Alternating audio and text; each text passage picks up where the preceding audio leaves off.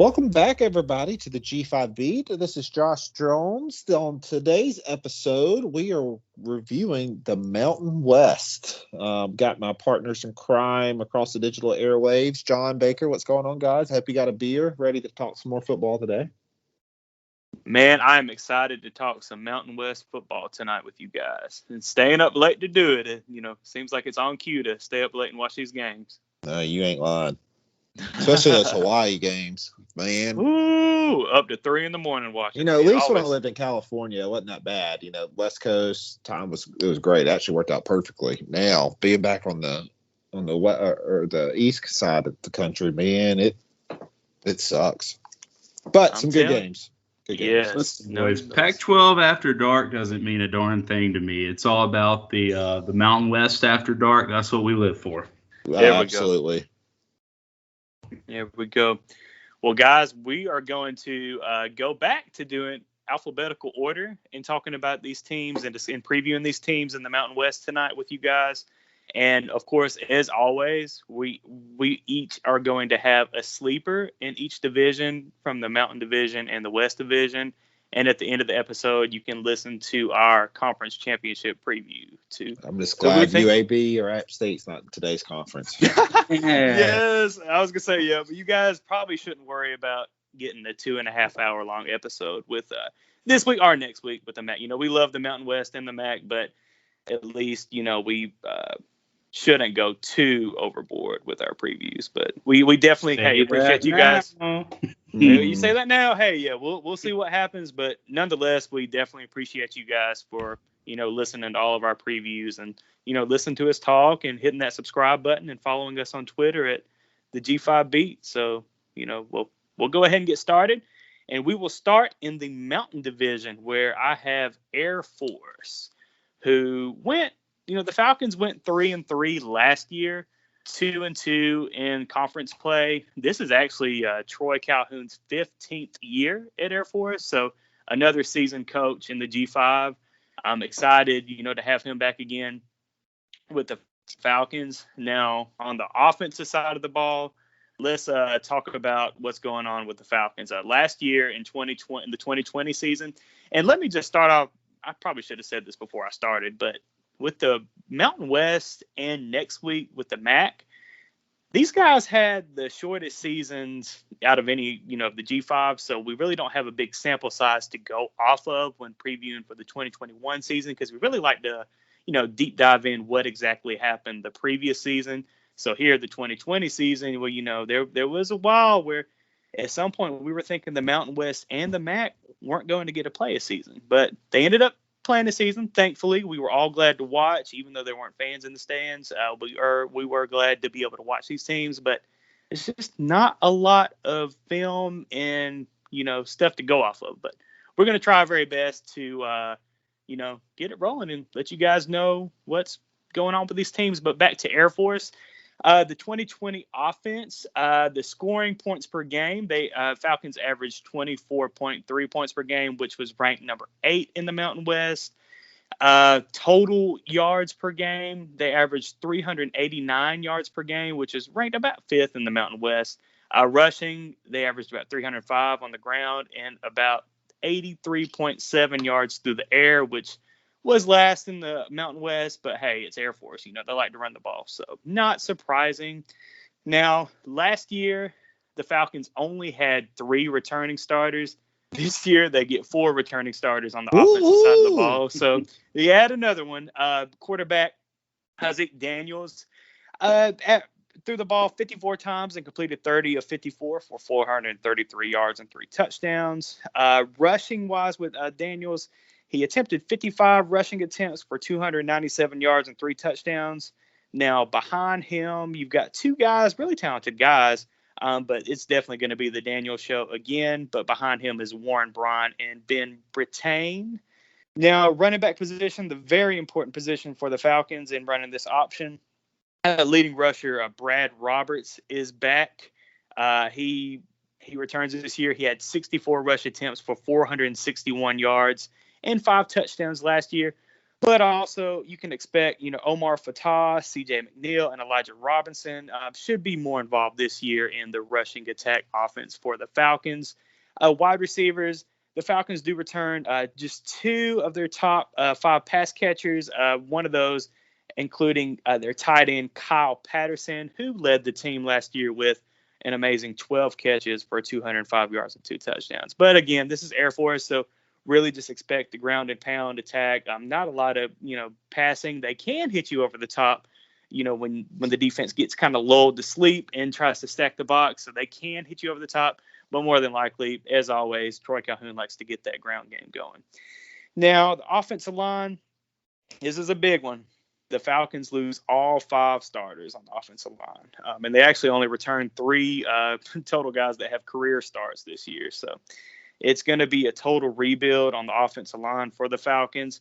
But as we mentioned, earlier, I believe during our AAC preview, if you're going to lose a lot of offensive linemen, it's pretty good to be a triple option team, because let's face it, they really do the same thing year in and year out on the offensive line. It's just a lot of cut blocking and just more to say the same thing. So it sucks to lose all 5 starters, but hey, you've got guys ready to go, and you get a full off season this year. So it really should help the offensive line get ready and get prepared for the 2021 season.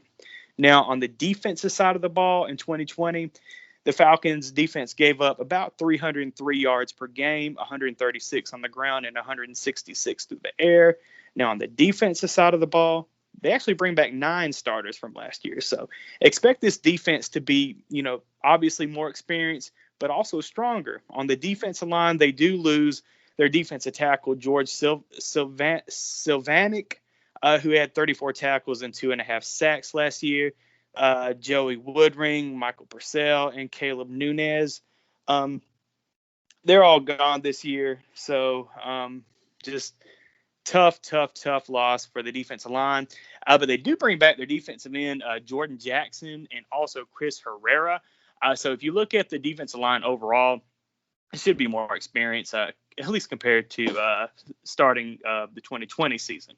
Now, in the linebackers, the Falcons do lose Grant Donaldson and Parker Noren, but they do bring back DeMonte Meeks and Lakota Wills. And I believe Phil Steele in his magazine actually stated that, Troy Calhoun said that Meeks and Wills, these guys are the leaders of the defense. So just expect them to have another phenomenal year in the 2021 season and help lead that defense. Now, in the secondary, 7 guys return in the secondary that have starting experience. Now, if you look at the stats from last year, the passing, they look really good on the defensive side, only giving up 166.8 yards per game, which was number 1 in the Mountain West. And on the ground, they only gave up 136 yards per game, which was ranked number 5 in the Mountain West. So really good overall defense and scoring defense. They were ranked number 1 in the Mountain West, only giving up 15 points per game. So just defense should be in good shape. And as I mentioned, bring back 9 starters. So the defense should be in good shape for Troy Calhoun. Now back to the secondary, should show some, more improvement this year. Last year, they kind of had an inexperienced secondary, but still the stats look pretty good. Strong safety Corvin Taylor is back. He had 33 tackles and 2 interceptions last year. They only lose starter Elisha Palm, who, in fact, did lead the team last year in tackles with 38 tackles. Now, you look at the schedule. They do have a tough conference schedule. They have to go to Boise State and to Nevada this year. So both of those games, conference games, tough on the road at both of those schools. And they do draw FAU from Conference USA, but they host them at home. And, of course, they play Navy and Army as usual. When you look at the over and under from ESPN, it looks like ESPN has it at 6.5 games. And, guys, I'm actually going to go over that for Air Force. I'm very confident in this squad that Troy Calhoun brings back this year. Even though they lose all their offensive linemen, I'm still confident that offense is going to get rolling, and the defense should be good per usual for the Falcons. So very excited to see them. One concern I did have is that like I mentioned, the schedule, the non-conference FAU, Army, Navy, of course. But definitely, going to Boise State and having to go to Nevada at the end of the season. But other than that, they start off against Lafayette. Then they go at Navy, host Utah State, host FAU, go to New Mexico, host Wyoming. That's going to be a huge game. At Boise State and host San Diego State. And then they end the year playing Army in Arlington, going to Colorado State, going to Nevada, and hosting UNLV. The most important stretch in the schedule for me is going to be that October 9th through October 23rd, when you start off hosting Wyoming, which is going to be really good in the Mountain Division this year. Go to Boise State the next week. That's going to be tough on the blue turf, and then hosting San Diego State. So if they can make it through that, this team should be good. But yep, that's the Air Force Falcons, guys. What do you guys have a read on the Air Force? Do you like the over 6.5, or what are you guys' thoughts? I like the over 6.5. I think the non-conference schedule isn't too bad because Navy's been pretty down lately, and I think they can. Right. If they use a tough game, but I think they could take them, especially when you show that triple option to a team that's maybe not used to it from another conference. It's it can be a tough fold there. But one thing I do also want to point out too, you somewhat mentioned it, that Army game is being played in Arlington, Texas. There, I was looking it up. Right. It's actually being played in the Texas Rangers Stadium, so you don't get a lot of games in baseball stadiums like that. But neutral site game being played in a baseball stadium, so that'll be interesting for the academies there. And I like them going over that 6.5. I think one of the big keys for them this year, and kind of reviewing how they did last year, is that they got to be better in the red zone. They were one of the worst teams in the nation in the red zone. And when they lost to, I think it was like San Jose State, and against Army, they scored 6 points. Then the loss against San Jose State, 7 against Army. They were 1-4 in the red zone in those 2 losses, but 71% overall inside the 20, and that's where they really need to show improvement, I feel like. So, but if they can do that, I think they have a great shot at going over that 6.5. Yeah, they'll definitely need to get that red zone scoring up if they're going to contend in the Mountain Division for sure this year in the Mountain West. If you're the number one rushing team in the nation, you should be able to pound it in the red zone too. So, I mean, that's definitely you would hope so. But but you got to think, the closer you get to the red zone, the smaller you make the field, the more you crowd that box, and so the closer you get to the goal line, the more those defenders start creeping in. So, I mean, I guess it makes sense that they do slow down there, but. I mean, I think it also goes back to them, their offensive line hadn't been the greatest, and they keep losing those players. So, I mean, that's when you really got to lean on those hog mollies up front when, you get into the red zone. Definitely. And as I mentioned earlier, losing all 5 starters this year. So, hey, maybe things will get better with some new starters, and then we'll definitely have to see. Well, guys, I'll take us over to Boise, Idaho, where the Boise State Broncos finished the year last year 5-2 and 5-0 in Mountain West play. Unfortunately, they do lose a head coach. Well, depending on which Bronco fan you ask, they lose Brian Harsin, who left to take the job over the plains at Auburn, Alabama. And they have first-time head coach Andy Avalos coming in, who was a linebacker at Boise State back in the day in the early 2000s. So this program is, kind of excited, actually, just to have a new guy in there, and hope to at least keep things rolling that, Harsin had going with the Broncos.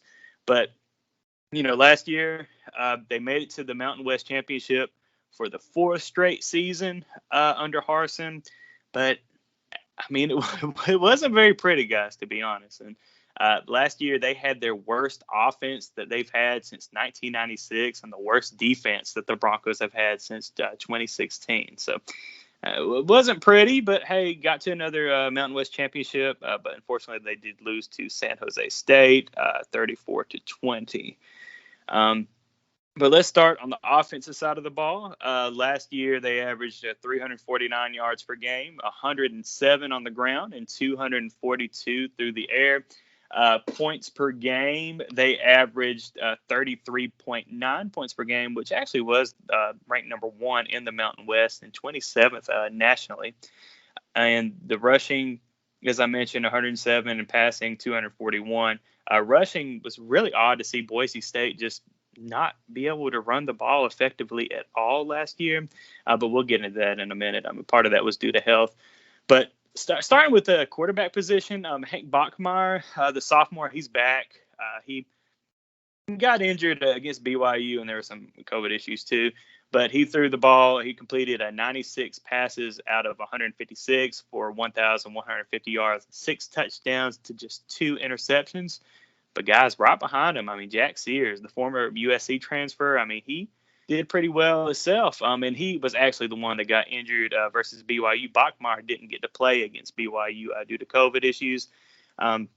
But Sears, threw the ball, completed 23 passes out of 27 attempts for 332 yards, 3 touchdowns, and 0 interceptions. So, I mean, Sears is, a capable quarterback. So, expect him to continue to push Bachmeier. I still anticipate Bachmeier is going to be the starting quarterback. I mean, it's, that's just a personal opinion. But Sears is a definite, a really good guy in case things happen. You don't, if you're a Bronco fan, you don't want Bachmeier to get hurt or something happen, but Sears is right behind him in case that happens. The offense, they are going to learn a new system under Tim Plow, who comes over from UC Davis. It's kind of like they're going away from a multiple pro style that Harsin liked to run, and they're moving, under Plow to go towards a more air raid spread attack under Plow. So it's really going to be interesting to see, how Boise does under a new offensive style. And I'm definitely excited to see it for sure. Now, at the running back position, George Holani, he's back this year, back healthy this year. He only had 19 carries last year for 108 yards and 1 touchdown. He actually injured his knee last year. Andrew Van Buren led the team last year in rushes, 111 rushes for 382 yards and 8 touchdowns. He is back this year. And they also add Oregon transfer. Oh, Lord, and I'm going to mispronounce this. Cyrus Habibi Lakio. I hope that was right. Habibi Lakio. But regardless, I mean, there's plenty of depth at the running back position. Holani should start. And, he is looking to start another 1,000-yard streak this year. So as long as he stays healthy, they'll be able to get that running game going again this year, a lot better than what they had during the 2020 season. Now, the wide receiver position, Plow did say that this is going to be the strength of the offense. The top 3 guys return. Khalil Shakir had 52 catches for 719 yards and 6 touchdowns last year. C.T. Thomas had 20 catches for 347 yards and 2 touchdowns. And their tight end, Riley Smith, had 15 receptions for 155 yards and a TD. They only lose another tight end, John Bates. So expect great things out of the wide receiver unit this year. Now, offensive line, 4 starters are coming back this year, including second-team Mountain West left tackle John Ojukwu and second-team Mountain West right guard Jake Stetz are back. Redshirt freshman Ben Dooley should be able to make an impact on the line at right tackle right away. The line play should be much improved this year from last year, I believe. Now, on the defensive side of the ball, they do return 8 starters back for the 2021 season, for the 2020 season. They gave up 373 yards per game last year, 163 on the ground, and 210 through the air. And scoring defense, they gave up just 27 points per game, which did rank in the middle of the Mountain West at number 6 and 52 nationally. So the defense did kind of take a step back for sure last year. But expect to bounce back this year under Avalos. The defense, they are led by their defensive tackle, Scott Matlock, their linebacker, Riley Wimpy, and just a very, very deep secondary. On the defensive line, as I mentioned, Matlock had 22 tackles and 2 sacks last year. Fortunately, they do lose Sam Whitney, but that is the lone loss on the defensive line for the Broncos. 7 defensive linemen returned that started a game last year, and they add a P5 transfer from Oregon, Andrew Faulu. Hope I pronounced that correct. But, I mean, the defensive line, they're going to be in a lot better shape this year. And, going back to the 2020 season last year, they didn't have any returning starters from the 2019 season to last year. So just more experience this year should be good for the Broncos. Now, at the linebacker position, they only lose 2 backups. So, they're going to be stacked again with talent. Riley Wimpy, he led the team with 61 tackles and 6.5 tackles for loss last year. Secondary, deep, as I mentioned earlier. They do lose Jalen Walker and Avery Williams, but other than that, they just bring back loads of talent.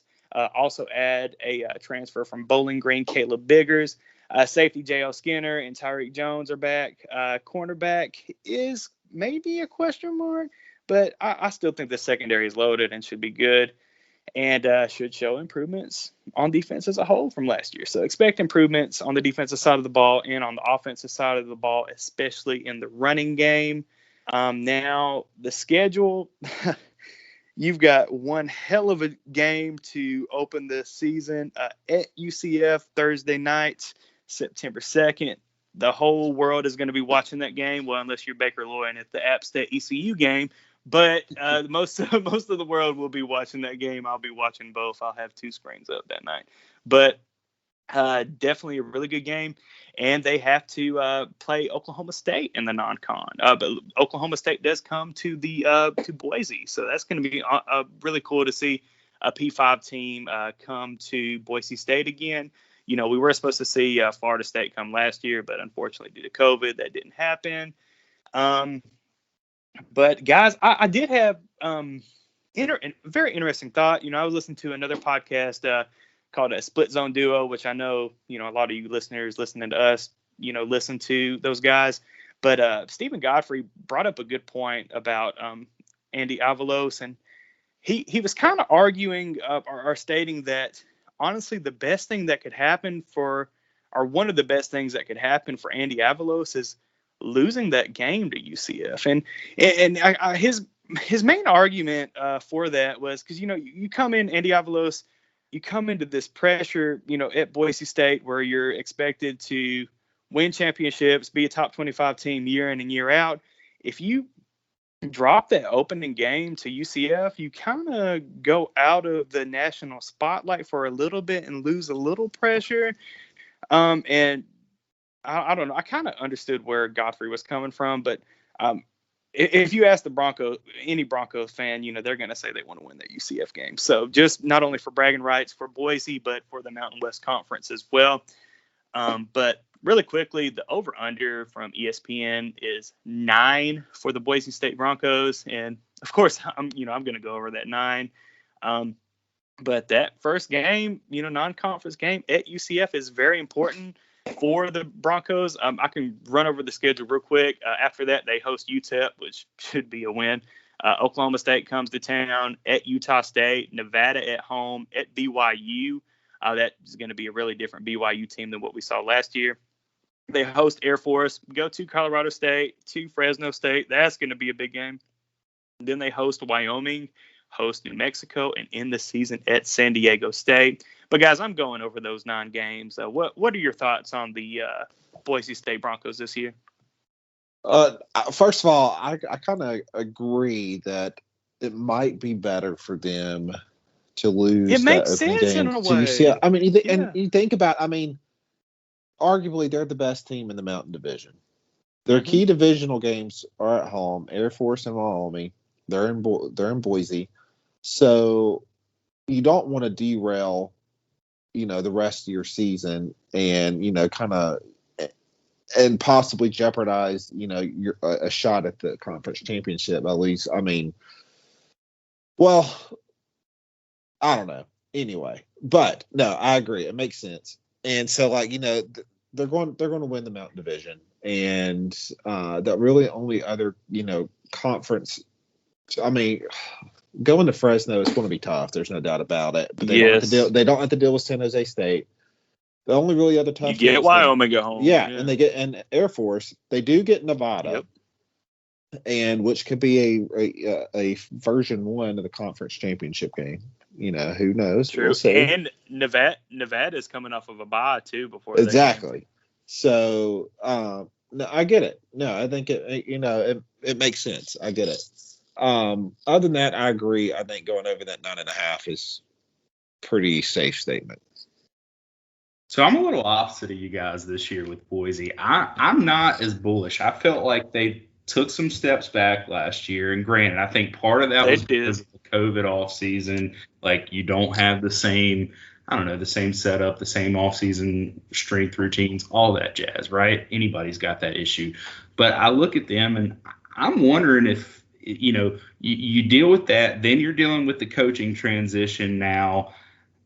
Bachmeier hasn't been overly impressive as a quarterback of late. Like, I don't know that I feel confident that they're going to come out of that division. I mean, they may. They've got a lot of talent, that's for sure. They always do. It's Boise. Like, you're not going to have issues recruiting there. But at the same time, I look at them and say, okay, to me, I see some vulnerability there. Like, I see some other teams could possibly sneak up on them. And I'll be frank with you, I really don't love the idea of them changing to the air raid. Like, I think they've had some good running backs in the past. Like, they've had a good run game, and I think that's I think that's partially been what's made Boise is the fact that they were, a little bit on the ground, a little bit through the air, doing some trickery here, there, everywhere. But I mean, to switch it almost totally to the air game like that, I don't know. I don't think that's a good thing for them long term. So I question that hire at offensive coordinator.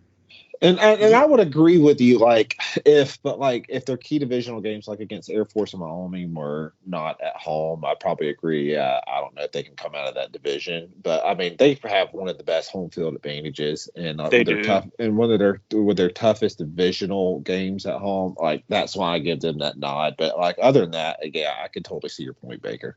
Yeah, no, I get it, and that definitely helps that they've got those games at home. But I don't trust them to beat Nevada this year. Nevada's offense is they're good. That's going to be a challenge. They're high octane, and I don't care if it's in Boise. Nevada's offense is so high octane this year, and I mean, Air Force is just tricky, and they're physical with that triple option. Plus, it's the week after the BYU game, and I mean, BYU. I know they're a different BYU, but that can be an emotional game, a big game. Absolutely, travel up there, and I don't know. I think there's some kinks to be worked out there. And real quick, going back to Baker, what you just said, when you change a style of offense like that, when you want to go more up tempo, more air raid, more spread it out, you better be successful at it, because Boise, they prided themselves on having really good defenses in the past. If you get a bunch of 3-and-outs, that defense is going to get tired real quick, and I mean, it can get ugly real quick. So I mean, it's going to be very interesting to see Avalos and this team in year one and see how they do. And as I mentioned earlier, they don't have time to get it together. That first game out of the gate at UCF, they're going to need to be on it, because I tell you, when UCF goes UCF fast, that defense is going to be super tired real quick if the offense is not performing to what they need to do to, get some scores and keep the defense on the sideline. Well, not only that, but 2 weeks later, they've got Oklahoma State. And, I mean, they always have a high-powered offense, too. So you're looking at two of the top offenses in the nation probably in, 2 out of the first 3 weeks there. So that's a tough gig for their defense. Definitely. Well, who wants to take us down to Fort Collins and talk about those Colorado State Rams? That would be this guy. So, all right. So these Rams only played 4 games last year, 1-3. It was Steve Adazio's first year. And really, to be honest, I don't think you can really consider it his first year. I personally look at this as that this year, going into 2021, really is his first year, a first normal year. It's hard to judge somebody off of 4 games. So I'm definitely going to give him the benefit of the doubt. They're returning 19 starters overall, 9 on the offense, 10 on the defense. Starting on the offensive side, last year they averaged only 324 yards per game and 22 points per game. Of that 324, 200 was passing, 124 yards on the ground. And I don't know if y'all know Steve Adazio, but he definitely likes to run the ball more than that.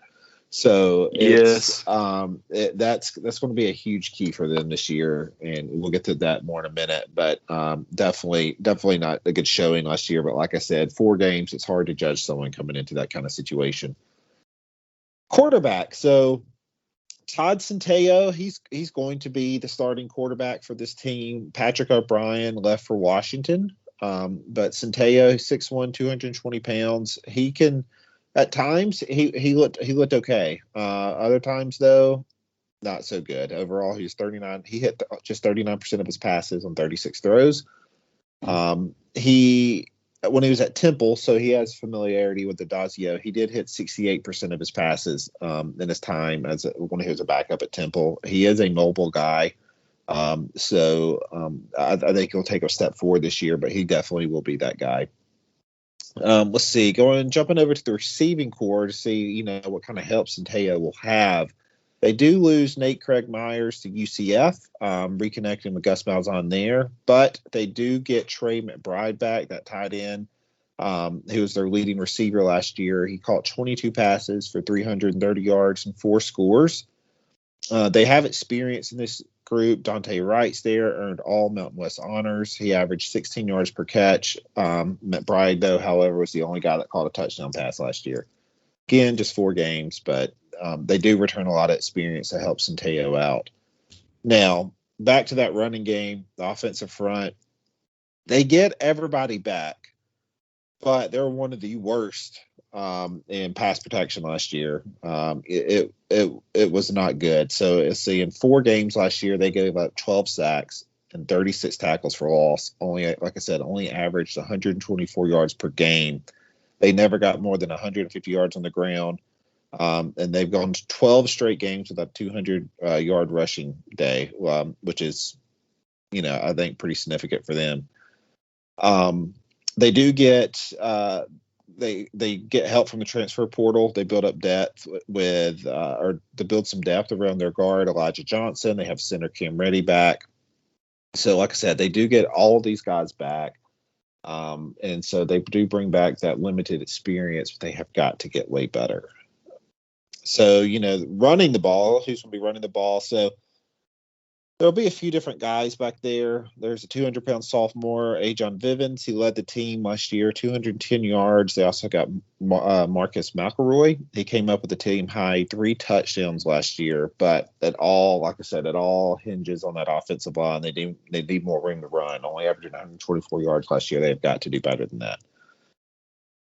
All right, so now move over to the defensive side of the ball. So they, like I said, returned 10 starters on the defensive side. Last year, they gave up 35.8 points per game, 359 yards, 109 on the ground, 250 through the air, held opposing quarterbacks to 60% completion. On that defensive line, Scott Pachan returns along with the rest of the line. They do get a former Miami transfer. He's a star of the show last year. He had 5.5 sacks overall, 7.5 tackles for loss in the 4 games at Scott Pachan.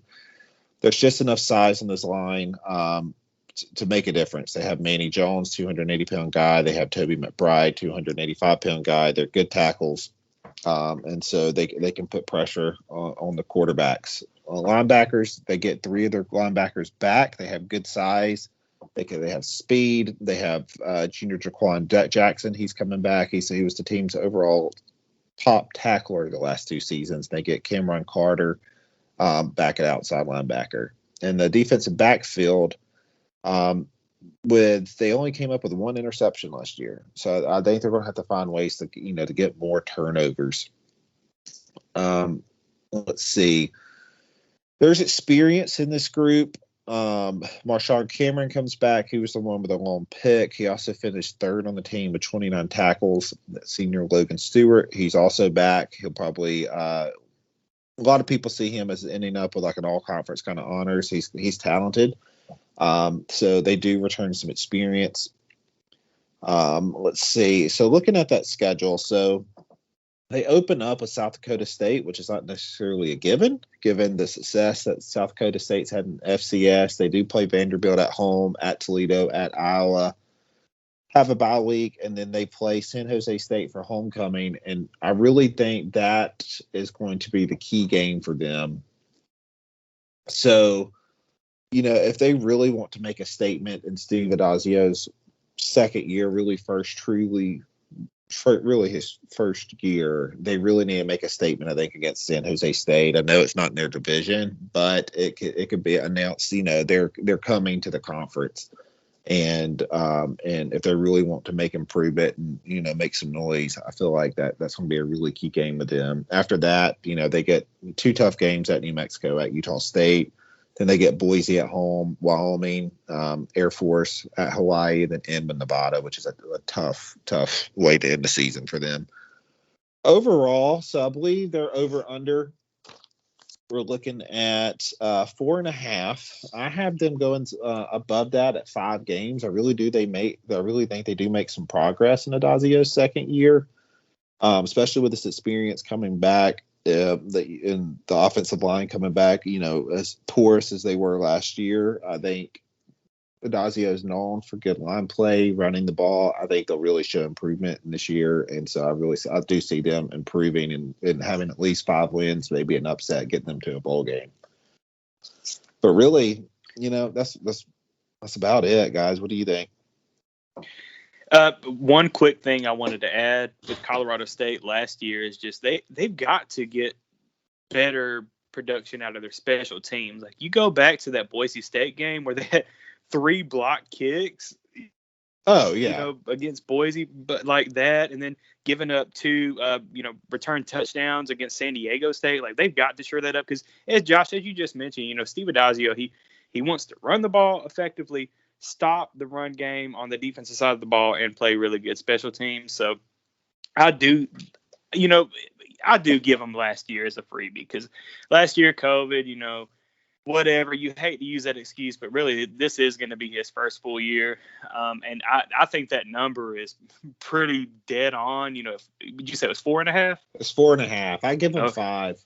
Yeah, because I'm leaning between 4 and 5. Well, I don't, because as you just mentioned, that FCS game against South Dakota State, the Jackrabbits, those guys were just in the FCS championship, in the spring. So, I mean, that's going to be a tough out. Yeah, it's no gimme. It's a Friday night game. They do have them at home.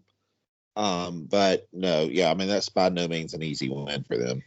And, you got to go to Toledo, who's a really good MAC school, who might even win the MAC this year. To Iowa. I kind of agree with you. That San Jose State game, October 9th, that's going to be a huge game for them because if they can make it to October 9th, because they're going to lose to Iowa.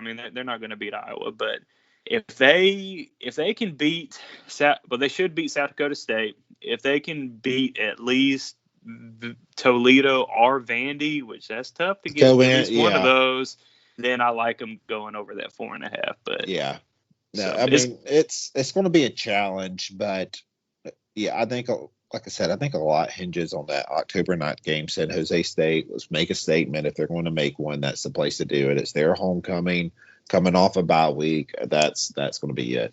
Yeah, against the reigning Mountain West champions. So it's going to be a huge game. To add to what you just said too, John, just a heads up on those 3 kicks that were blocked against Boise. 2 of those were actually returned for touchdowns too. So you think about the fact that they only played 4 games last year and they had 4 touchdowns in those 2 games combined, just giving up off of special teams. That kind of says a lot. They were one of the worst special teams in the country there. So definitely a lot of improvement there. And also, for God's sake, is South Dakota State your fluff game or is it Vandy? Because I'll be honest. I can't tell. I think it's Vandy. I think it might be Vandy. That should be the one that you want to win.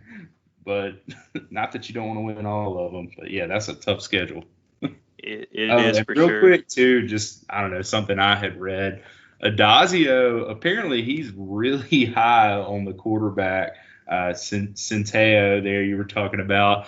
So he's not as high on his game specifically, but what he's big on, he said he has not seen a guy since his days. If you're not familiar, Addazio used to be an assistant at Florida back under Urban Meyer with Tebow there. He said he has not seen a guy with that kind of leadership and competitive fire since Tim Tebow when he coached Tebow at Florida. So, hey, if that can take them to a championship, power to them. Absolutely. Yeah. No, yeah. Let's see if no, I ain't going to say that and be nice to Tebow. He's a good person. I'm sorry. I'm not going to go there. I mean, for those that don't know, I mean, the reason Adazio got the job at Colorado State was a lot to do with the recommendation from Urban Meyer. So, yeah. Real quick, it's really weird to see Colorado State not play Colorado because, guys, normally year in and year out, those two schools are playing each other. Oh, that is a good point. I don't even know why that didn't, go off on my radar. That is weird. Yeah, maybe somebody listening can let us know. Maybe they've got something scheduled in the future between those two schools, but that is really odd. I always look forward to that game.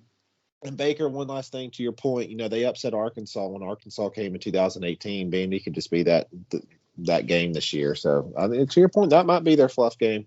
Way to go. Way to schedule an SEC game as your fluff game. There you go. That's good scheduling. Never been there, but my Lord, beautiful stadium. I would love to get to Colorado State one of these days. And doesn't it remind you of kind of how East Carolina, like if you guys go back and listen to our American preview, and kind of how we talked about how the AAC needs East Carolina to do well because it's just a beautiful campus, beautiful stadium. I mean, Colorado State, these guys used to be really good, at football. And that stadium, Canvas Stadium, beautiful new facility just built in 2017. Like, they need to get something going here. And I hope that they can start to maybe get something going this year. But I think the Mountain West needs a strong Colorado State, too.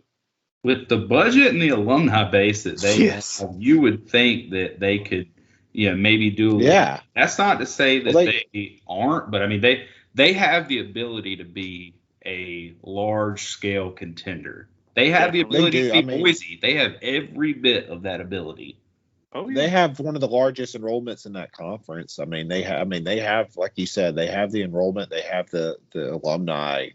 They have that potential. I completely agree. Oh, yeah. No doubt about it. So,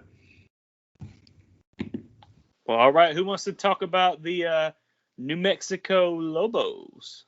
Hey, that's me, man. So, right on down over to New Mexico, hit up Albuquerque here, and we'll go into Mr. Danny Gonzalez's second year as head coach there. So, just like we were talking about earlier, throw out all the cards there because you can't really count his first season as the COVID season. That's a pretty tough year to do it. But, hey, return on offense, they've got 7 starters back, so it's good for them. And that's an offense that was, 4th best in the conference in 2020. So respectable, could be better, but respectable for sure, especially for them. They're a team that's, not always seen the greatest days here recently. It was the 9th ranked scoring offense in the conference, 4th ranked rushing offense, and 7th ranked passing offense. They're going to be led this year offensively by second-team preseason all-conference center Kyle Stapley and third-team preseason all-conference all-purpose guy Bobby Cole and offensive lineman Cade Briggs, also of that third-team preseason all-conference. They've got 4 offensive linemen returning this year, so pretty stout there, including 3 COVID super seniors, so some guys that have been around for quite a few years. The biggest point of emphasis, I think, to point out for them is the arrival of starting quarterback, what I would say is expected starting quarterback at this point because we haven't gotten through camp and all that jazz yet, but Mr. Terry Wilson, former starting quarterback at the University of Kentucky. And you may remember him. He was a guy that he was productive at Kentucky, dual threat, really took care of the ball, didn't make a lot of poor decisions necessarily, but he did transfer out. So I think, they're definitely a team that needs some consistency at quarterback and needs someone that can take care of the ball like that. So expect him to be a big get for them. The running back's going to rotate 4 or 5 different players in there in that position, but Bobby Cole's likely going to be leading the way there for them. Lots of experience and depth at the wide receiver and tight end position, but there's not necessarily anyone that I want to say that like stands out majorly other than Bobby Cole, if he does occasionally line up out there at a receiver. So, we'll see what we get from him offensively, but I think they've definitely got some potential there. Returning starters on defense, we've got 7 of them. So again, not bad, but that's a defense that was, they didn't perform that well in 2020. They were the 10th ranked defense in the Mountain West, 9th ranked scoring defense, 8th ranked rush defense, and overall they were the 12th ranked passing defense in the conference. So last in passing defense, definitely some spots for improvement there. However, they are led by preseason first-team all-conference safety Jarek Reed II and second-team defensive lineman Joey Noble. So you got a guy up front as well as a guy in the secondary there that should be showing some leadership. The defensive line is experienced, but they're definitely looking to increase their sack totals this year. Rocky Long's got them running that 3-3-5 scheme. So, hopefully they'll fly around a little bit and put a little more pressure on the offenses. The linebacker unit, definitely I would say could be shaky. That's probably, in my opinion, the most shaky position that they've got this year defensively. But definitely keep an eye on them as they could improve as the year goes on. I would expect Tavian Combs to be a major contributor this year at the Lobo back position. Actually, one of his coaches said that he may be the most productive guy at that position since Mr. Brian Urlacher, which I believe some of you may know that name, NFL great there, but don't expect him to be Brian Urlacher. By no means are they saying he'll be that good. They wish, but Mr. Urlacher, great guy. Anyway, taking a look at him from the outside here, I would say 14 COVID super seniors returning for that team. That's a big deal for them. And it's a team that actually either led or tied in the second half of every single game that they played in 2020, which I know was not a lot of games, but that's improvement for any team. That's positive light for any team. So it definitely shows the chance for opportunities there. And if they can find a pass rush and they can get performance from Terry Wilson and him be consistent at the quarterback position, I definitely think they have a chance to go bowling and possibly surprise some folks this year, which would be a big step in the right direction for them. As far as the non-conference schedule, they've got Houston Baptist at Texas A&M, New Mexico State, and at UTEP on the schedule. And I think Houston Baptist, they stand out to me because they actually lost, I believe, their offensive coordinator as well as a fair amount of players to, I can't recall off the top of my head. If you go back to our Conference USA preview we did last week, they lost pretty much like half the whole team. To the Western Kentucky Hilltoppers. That's who it was. Yep, quarterback, top 3 wide receivers, and offensive coordinator. Yeah, so I mean, I think that puts them with a good chance for that one because Houston Baptist, I mean, they're a team that's had a good offense in the past, but at the same time, now that they lose that and the fact that they are an FCS team, I think New Mexico should expect to win that game. And Texas A&M, I mean, that's probably a loss, but New Mexico State, rivalry game, winnable, win it, and that helps you with recruiting. UTEP, winnable game.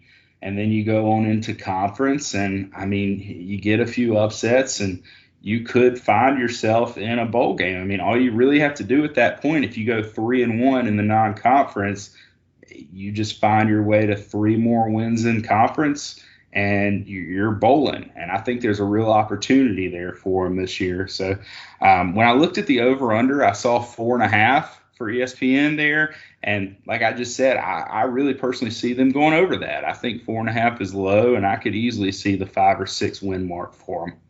Anything else, guys? Yeah, I'm thinking the opposite. Well, Josh, you go ahead. Well, I think it's a very good chance that they start off 3-1, but after that, yep, it's going to be hard. I think that Air Force game is going to be pretty important for them.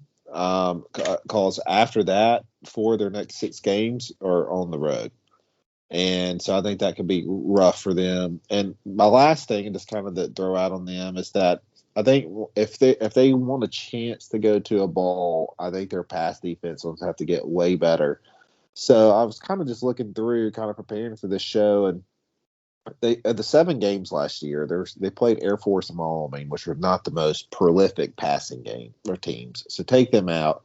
They allowed 283 yards per game through the air. Air Force averaged 13 yards per pass. Granted, they only threw 5 passes against them. And then I think they had like a few other teams like Hawaii, Nevada, they all threw for 340 yards or more against them. So they're going to have to show some improvement there. But I don't know. I mean, I think that 4.5 number is right. It's right, John. I mean, wouldn't you agree? I think it's either going to be 4 or 5. Yeah, guys, I'm gonna take the opposite. I think I see them as 3 to 4 wins. So I think they'll go below 4.5. Now, I will say to Lobo fans, I think that these guys, Gonzalez has them going in the right direction. I mean, you look at the end last year. I mean, they were double-digit dogs to Wyoming and Fresno State, and they won both those games. So, I mean, they won it with like a 4th-string quarterback or I don't even like a walk-on pretty much. So, I mean, they've got things trending in the right direction. I just think they're maybe 1 or 2 years away. So I'm going to look to see things maybe in the 2022-2023 season for the Lobos. But I will say a swing game for them on getting over that is going to be definitely at UTEP September 25th. Because, I mean, that's a kind of a bottom Conference USA team. If they can go into El Paso and get that win, then, you know, like Josh said, they could be, 3-1 heading into that Air Force game. But yeah, I would go under the 4.5. Quick rebuttal on that. I will say, just going back to Josh's point on that, they do have home games against UNLV and Utah State, and both of those are projected last place in each of the divisions there. So I think if you possibly look at those, that's fair. Yeah. Those to the Houston Baptist, New Mexico State, UTEP, that's 5 wins right there. Not to say it'll happen, but if you add those, that's 5. And I personally, like I said, I think Terry Wilson gives them a different element, and I think that they have the chance, not saying they will, but the chance to upset Colorado State or Air Force. I don't see them getting Fresno or San Diego State, and they don't have Hawaii on their schedule this year, but Colorado State and Air Force, I think, are going to be 2 huge games for them. I think they're winnable. So we'll see. Now, don't sleep on Utah State. Now, Gary Anderson isn't there anymore. We got Blake Anderson coming in. Blake Anderson, yeah. State. So no doubt. We're fixing to get to them.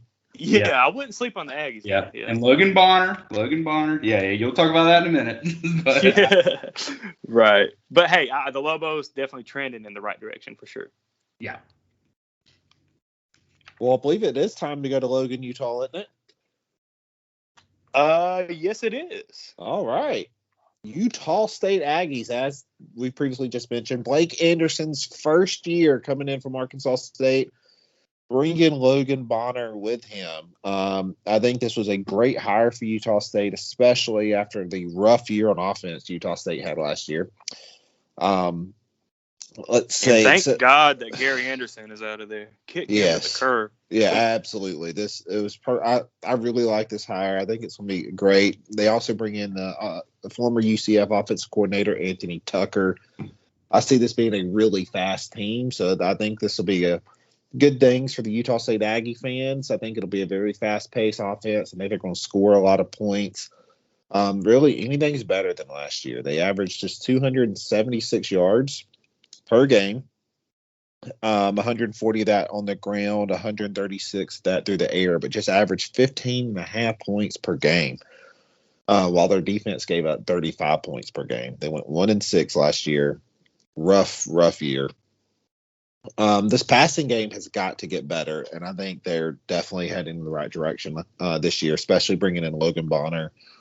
They only got past 150 yards last year once in 6 games. They only hit 52% of their passes. They averaged 4.7 yards per pass attempt last year. Their opponents averaged double that. just not good. And the first step to fixing that passing game is to finding your quarterback, and they have it in Logan Bonner. Not the biggest guy in the world, but he knows how to run Blake Anderson's offense. He is coming off a broken foot, but I think he'll be good to go. They do have two guys that are capable, and Andrew Peasley and Cooper Legis. Peasley threw for 391 yards and 4 scores and 3 picks last year. He also was the second leading runner. But this is when, Bonner's fully healthy. This is his gig, his show. He's going to be leading that. Who will he be throwing to? So they got lucky. Devin Tompkins decided to stick around after this year. He initially was in the transfer portal, but he pulled out. He's been catching, or last year he had 20 passes for 214 yards and a score. And then again, I think a lot of teams are taking advantage of this year, but that super senior rule eligibility, the top 6 pass catchers are back, including 6'6" junior Justin McGriff. Add some size there on the outside, so I think it'll be a nice receiving core for Bonner to throw to. So I think this passing team is really, really, really going to take a step forward. Now, who's going to be protecting Bonner? So the line, it wasn't bad, and they get everybody back this year. It was a young line last year. They do have 320-pound super senior Dimitri Alfua returning at center. Should be a very good strength for them, especially with breaking in a new quarterback. You need to have a good center. I feel like this guy's going to be really good. Running the ball, leading rusher, Jalen Warren. He's transferred to Oklahoma State. They do have senior Devontae Henry Cole back. They do have junior Palate Makakana and Oregon State transfer Calvin Tyler. They should be a solid group. So I really look for big things from this offense this year. I can't say that enough. I feel like this is going to be a as John said, don't overlook the Aggies. I feel like they can really make some ground this year. Moving over to the defensive side of the ball. Again, if your offense doesn't help you out, defense doesn't help out the defense. Defense can't help some situations. And I think this defense really is an example of that. Granted, it wasn't the best in the world, but offense didn't put them in good positions. They allowed 485 yards per game, 35 points per game, had a decent pass rush. They do get a new defensive coordinator in Ephraim Banda. There'll be a more aggressive type of defense under him. I definitely see a whole lot more blitzing under this new scheme. They do return their top 9 tacklers. And they had a decent pass rush this year, but it needs to get better. I think under this more aggressive scheme, they're going to be able to do that. Last year, they rushed opposing quarterbacks. Mainly it came from the linebacking core. But, if they can get some improvement on that line, then this defense can really be, a good asset for them. Let's see. So on the defensive line, Marcus Moore is back. They do have some pieces around him, some young guys, including, just forgive me for how I pronounce this name, Jahazil Lee, defensive tackle, senior. Like I said, Marcus Moore, Byron Vaughns, he's a sophomore, young guy. They got to find a good pass rusher from this line to help out those linebackers. Going to the linebackers, they have a veteran core. AJ Vaughn, what a name. Man, let's call it AJ. Big guy. He had 50 stops last year. He'll be flanked by Nick Henniger and Kevin Metzenheimer. There's depth in this core. They have a ton of help from the portal. They did get a guy from Arkansas State, and Justin Rice. I think he'll come in and be an impact player. In the secondary, they get Shaq Bond back at safety. They do have some veteran guys returning with experience, but they need to make more plays. They only had 2 picks in 6 games. They need to do better. I think, again, with this more aggressive attacking style of defense, I could see more takeaways, more blitzing. Granted, that also comes with its bad sides. The more aggressive you are, the more likely you're open to big plays. But hopefully with a better offense, puts them in better positions, gives them an opportunity to be more aggressive. Looking at their schedule, so They open up at Washington State, and they get North Dakota at home. Then they're at Air Force, which I think will be a key game for them too. So even when Utah State had its good years, they still have problems with Air Force. So they've lost 5 of their last 6 to Air Force, including closing out last season, losing 35-7. They gave up 335 yards on the ground. This year, they opened with Air Force for conference play. I think it's going to be a big deal for them because right after that, they go to Boise. They have BYU. So I think that's going to be a key indicator of what kind of season Utah State's going to have at that Air Force game. So after BYU, they have a bye week. Then they're at UNLV. They get Colorado State and Hawaii at home. Then at New Mexico State, at San Jose State, Wyoming at home. Then at New Mexico. So the schedule is not the friendliest to them, I will say. The over-under for this team, I believe ESPN had it at 3 games. I definitely see them going over this 3. I think don't sleep on Utah State. I can see them pushing for bowl eligibility if they can get that offensive going. And I think, if they come out and have a good showing against Air Force, I think that would be a good indicator that they could, possibly be pushing for a bowl game in Blake Anderson's first year. So who disagrees? Who agrees? What do y'all think? Josh, I definitely agree with you. I definitely go over that 3, and I've got them winning 5 to 6 games. So definitely agree that they'll be pushing bowl eligibility this year under Blake Anderson's first year.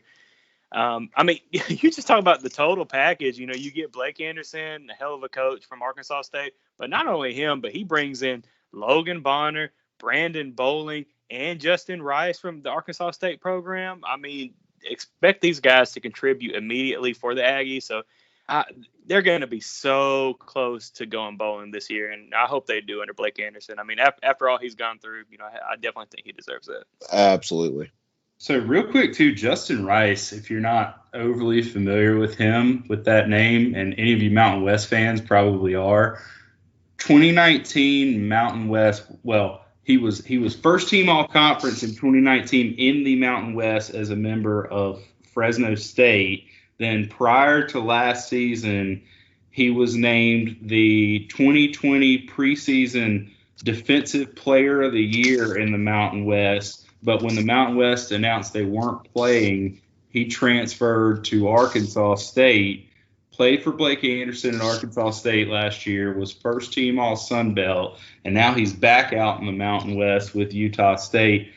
And he's a prime contributor, so I didn't even realize that he had transferred with Anderson over to Utah State. So that's exciting to see for them. That's a big get, and I think some of those gets that, like you mentioned, that he brought along with him from Arkansas State are going to be huge. I also think just knowing what all went down at Utah State in the second half of the season last year, I think Anderson is a very big culture guy, and he's just a very good guy, and I think that he's going to do wonders for that program. It may take time, I don't know, but I think that he's a good hire for them, and I'm interested to see what he does. I'm not personally on board as much as you guys are in year 1 with the win total of seeing them on the verge of bowling. I think it's going to take some time because there was a lot of damage done with with the program last year, really, with everything that went on there. For those that you don't know, there was a boycott of the last game that went on last year. So I think they've got some stuff that they really need to work on. And like I said, I think Blake's the guy for that. But I definitely see them on the right trend with him. I just think it may take a year or two. And honestly, though, I think, just to respond to you, Baker, I think you can attribute a lot of that to, not all of it, but a lot of it to Gary Anderson. That guy just was a disaster last year. Just a total disaster, just a loser. I'm so glad that he's he's. Tell us how you really feel, John. Tell us how you really feel. But see, to me, you know who I compare that to? Who's it? I compare that to Petrino at Louisville. Yep. And I think that you saw, you saw some after effects of that, and it took time for Satterfield to really gain their trust there. And I think Anderson's going to do the same. But it's a working process, because when you lose the players like that, first you got to regain the trust, then you reset the culture, and then you get the actual on the field production back to where it needs to be. That's the way I view it. Well, let me say this real quick, and I hope that somebody doesn't clip this and uses it elsewhere. But that first game at Washington State, upset alert, guys. Put it on upset alert. Rolovich, former Hawaii coach, program not looking so well down there at Washington State. So I could definitely see Blake Anderson sneaking up and these Aggies kind of getting the Cougars. So I'm not saying it's definitely going to happen, but I can't disagree with you. I mean that makes sense. Listen. I think there's going to be some energy. There's going to be some pulse with this team going into this year. I think they have a lot of upside, and so I think they're going to come into that game hot. I mean, it's at Washington State. I can see them coming in really motivated. And buddy, if they go 2-0, I'm sorry, go ahead. I was going to say Rolovich didn't show up for Pac-12 Media Day. Supposedly that was a COVID vaccine thing, but hey, maybe his team won't show up for that game either. You never know. They're not the best. And hey, and you go back to the phone. It got recorded where he was talking to a recruit or something. Like something else happened this past offseason with Rolovich. Things are just not looking good at Washington State. So I could definitely see the Utah State Aggies maybe catching the Cougars at Washington State that opening game. And buddy, if they go 1-0, that confidence is going to go sky high. And expect guys. You know what? I might change my sleeper team in the Mountain. I might go ahead and declare the Aggies as a sleeper, but we'll get to all that later for sure. Well, who wants to take us down to Laramie about the Wyoming Cowboys? That'd be me. Go on to YO. Well, hop on that saddle, man. Hop on that saddle. Yes, this is a PG show, John. PG. And so, all right. Anyway, Craig Bohl returning as head coach there after his long stint at North Dakota State led him to the Cowboys. So, he's had some success there so far and looking to continue that. Returning 9 guys on the offense this year with starting experience. It was the 7th-ranked offense in the Mountain West in 2020, and that was the 5th-ranked scoring offense, 2nd-ranked rushing offense, which is what they hang their hat on, 9th-ranked passing offense. This year, they're expected to rely on preseason first-team all-conference running back Zazavian Valade. Excuse me if I mispronounced that one as well, but the guy is a stud. That's all you need to know. And center Keegan Kreider. Also, they've got their second-team offensive lineman Logan Harris. And when I say second-team, that is second-team preseason all-conference, not second-team on his own team, obviously. But going forward, Craig Bohl, he's hoping to re-engineer their offense to be more productive in the pass game. Look, the guy was at North Dakota State. Obviously, he loved to run the ball, and he took that with him to YO, and they're still running the ball and running the ball better than most. So they're going to continue to do that. They're not going to get away from it, but they want to pass a little more because they can't stand trying to be the 9th-ranked passing offense in the conference and still win a conference championship. So few changes, not a lot. Their sophomore quarterback, Sean Chambers, is looking to solidify himself as the starting quarterback after suffering a season-ending leg injury on the 3rd play of the 2020 season and dealing with that knee injury that cost him 5 games in 2019 as well prior to that. So he's had some issues there with his leg. Last year's starter, Levi Williams, is returning, but he only passed for 49.6% completion rate while Chambers was out there. So I wouldn't expect him to take over. I would expect Chambers to solidify his position there.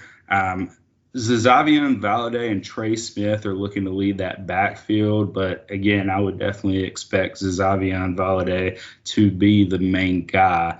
It's definitely a very experienced offensive line, and it's deep. And I mean, with production like they get rushing, like they're not going to have any issues on the O-line there, and shouldn't have many issues with pass protection. So, we'll see how that goes. Receiving core has pieces there with some potential, but they need somebody to break out. They just haven't had that guy break out yet. And, they're hoping this can be the year for that because, as I mentioned, it's not like they're really going in with a bunch of unknowns. They've got some guys who have been somewhat productive, but just haven't really been able to go all out. Their leading returner is Aiden Eberhardt, who had 16 receptions for 252 yards last year. So not terrible production, but definitely could get more. As far as the defense goes, they are returning 10 starters on the defense of the 11. And that's a defense that was the third-ranked defense in the Mountain West in 2020. They were the fourth-ranked scoring defense, fourth-ranked rushing defense, and the fourth-ranked passing defense. So, quite frankly, a really solid defense, and they hope to keep that up.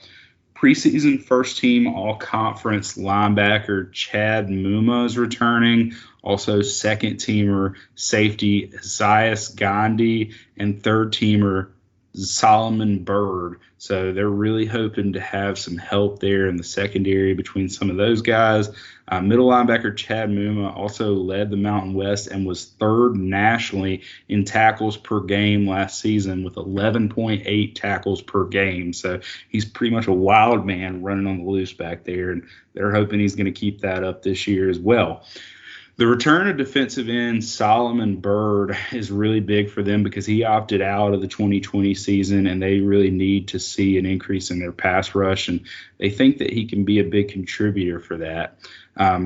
Multiple other players along the front seven are also coming back from opt-outs, so that depth is definitely going to help them there along that front seven. They also have sophomore free safety Rome Weber that should be helping them out after returning from an opt-out last year. So look for some contribution there. Additionally, I do want to mention on special teams, kicker John Hoyland earned second-team preseason all-conference honors after leading the nation in field goals made per game last year at 2.2 field goals per game and earning freshman All-American honors after originally just being a walk-on last year. So hell of a job by him. The Cowboys, I would say, just looking at them from the outside here, they've got a ton of players returning from opt-outs and injury. And if they can keep Sean Chambers healthy at quarterback and can find more of a passing game, they could compete for that conference championship. So we'll keep an eye on what they do there. But, again, not a lot of depth, at least productive depth at quarterback right now. So we'll see what happens. Their non-conference schedule, they're looking at Montana State first and foremost, which is actually led by their new first-year head coach and former YO offensive coordinator from last season, Brent Vigen. So that'll be interesting having him come back for his very first game to face the Cowboys there. And then they go to Northern Illinois and come back home and face Ball State and go to UConn. So Ball State's probably the toughest matchup there in the non-conference, as they were, really one of the top dogs in the MAC last year.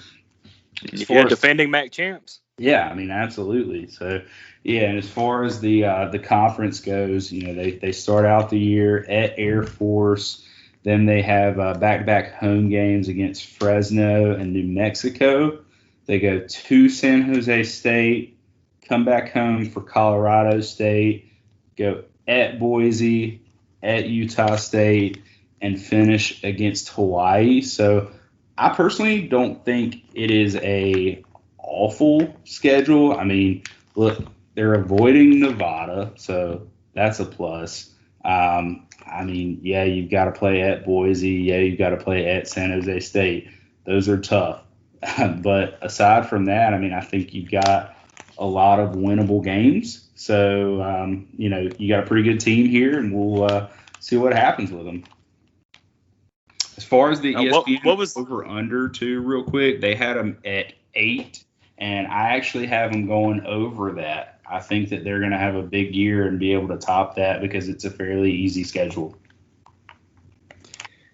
Okay, I was just about to ask what the over-under was because I know some people are really kind of buying into Wyoming and possibly, winning the Mountain Division this year. Now, I'm not buying that for sure because you look at the schedule, yeah, like you just said, Baker, they avoid Nevada out of the West, but they've got to go to San Jose State, to Boise State, and to Air Force. I mean, those 3 games, that's rough.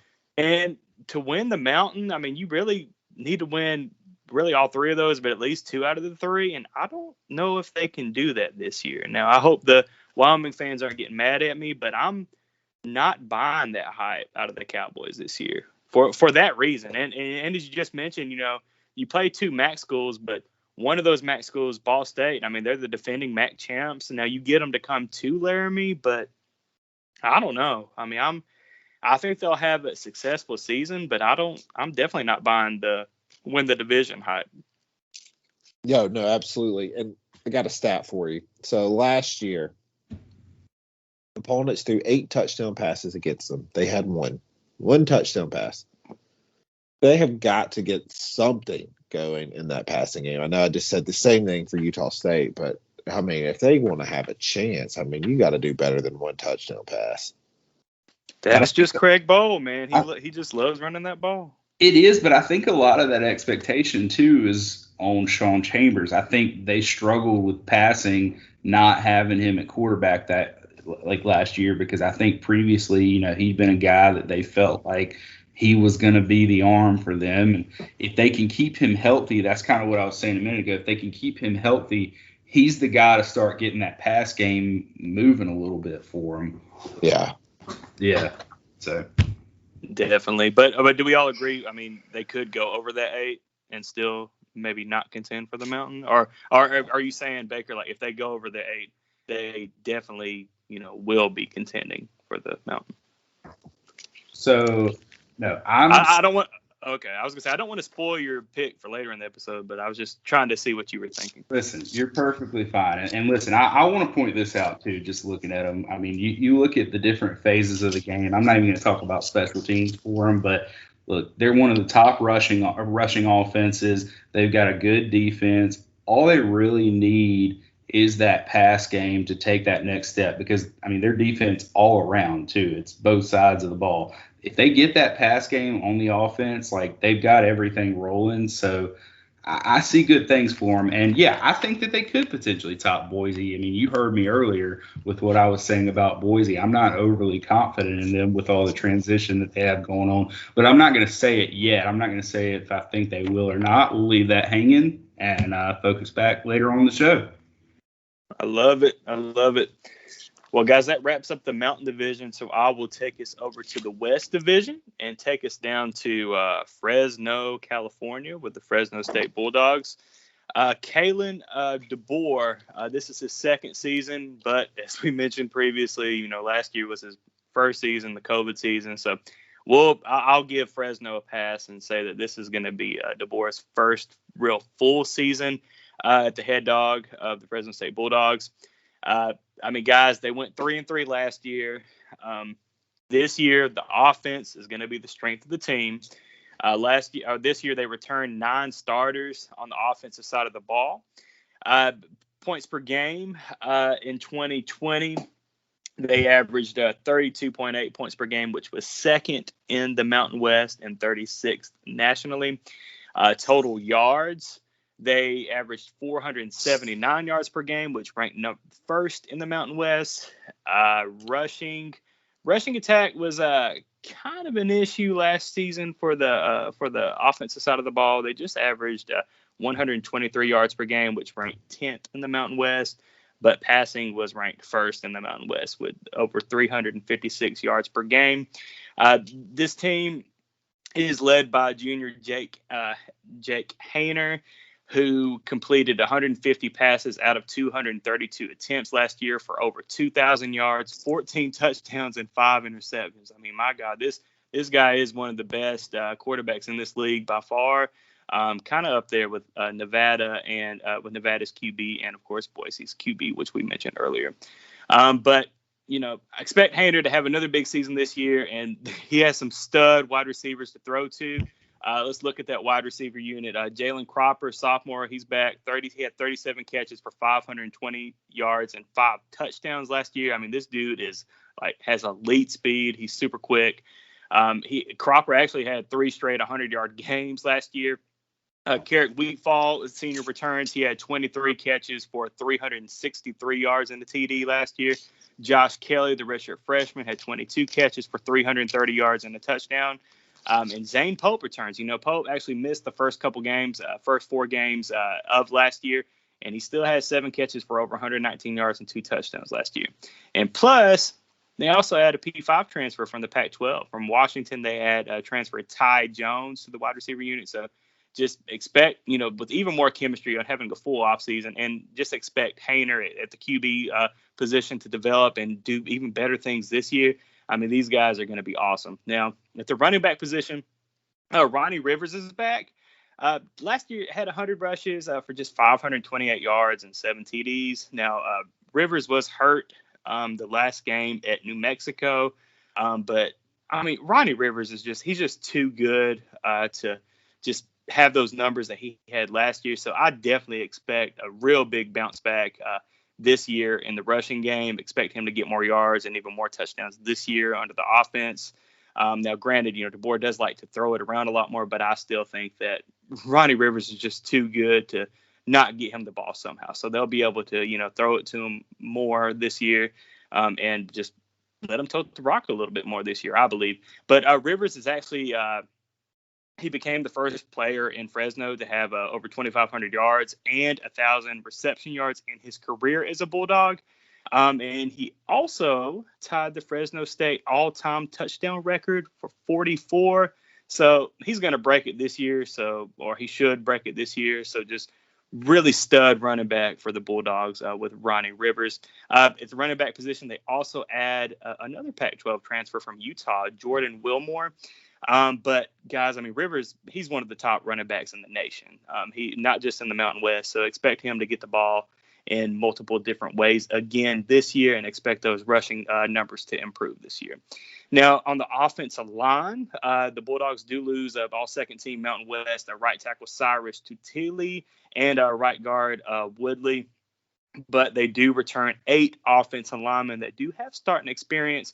That, of course, includes their left tackle, Dante Bull. So expect the O-line to show improvement this year. And as I mentioned earlier, expect those rushing numbers to improve this year for sure. Now, the defense last year under DeBoer, they did switch their scheme. They switched to a 4-2-5. And, not having a full offseason to kind of switch schemes kind of hurt them a little bit. The numbers weren't really good at all. Last year in 2020, they gave up 430 yards per game, which was ranked 9th out of 12 teams in the Mountain West.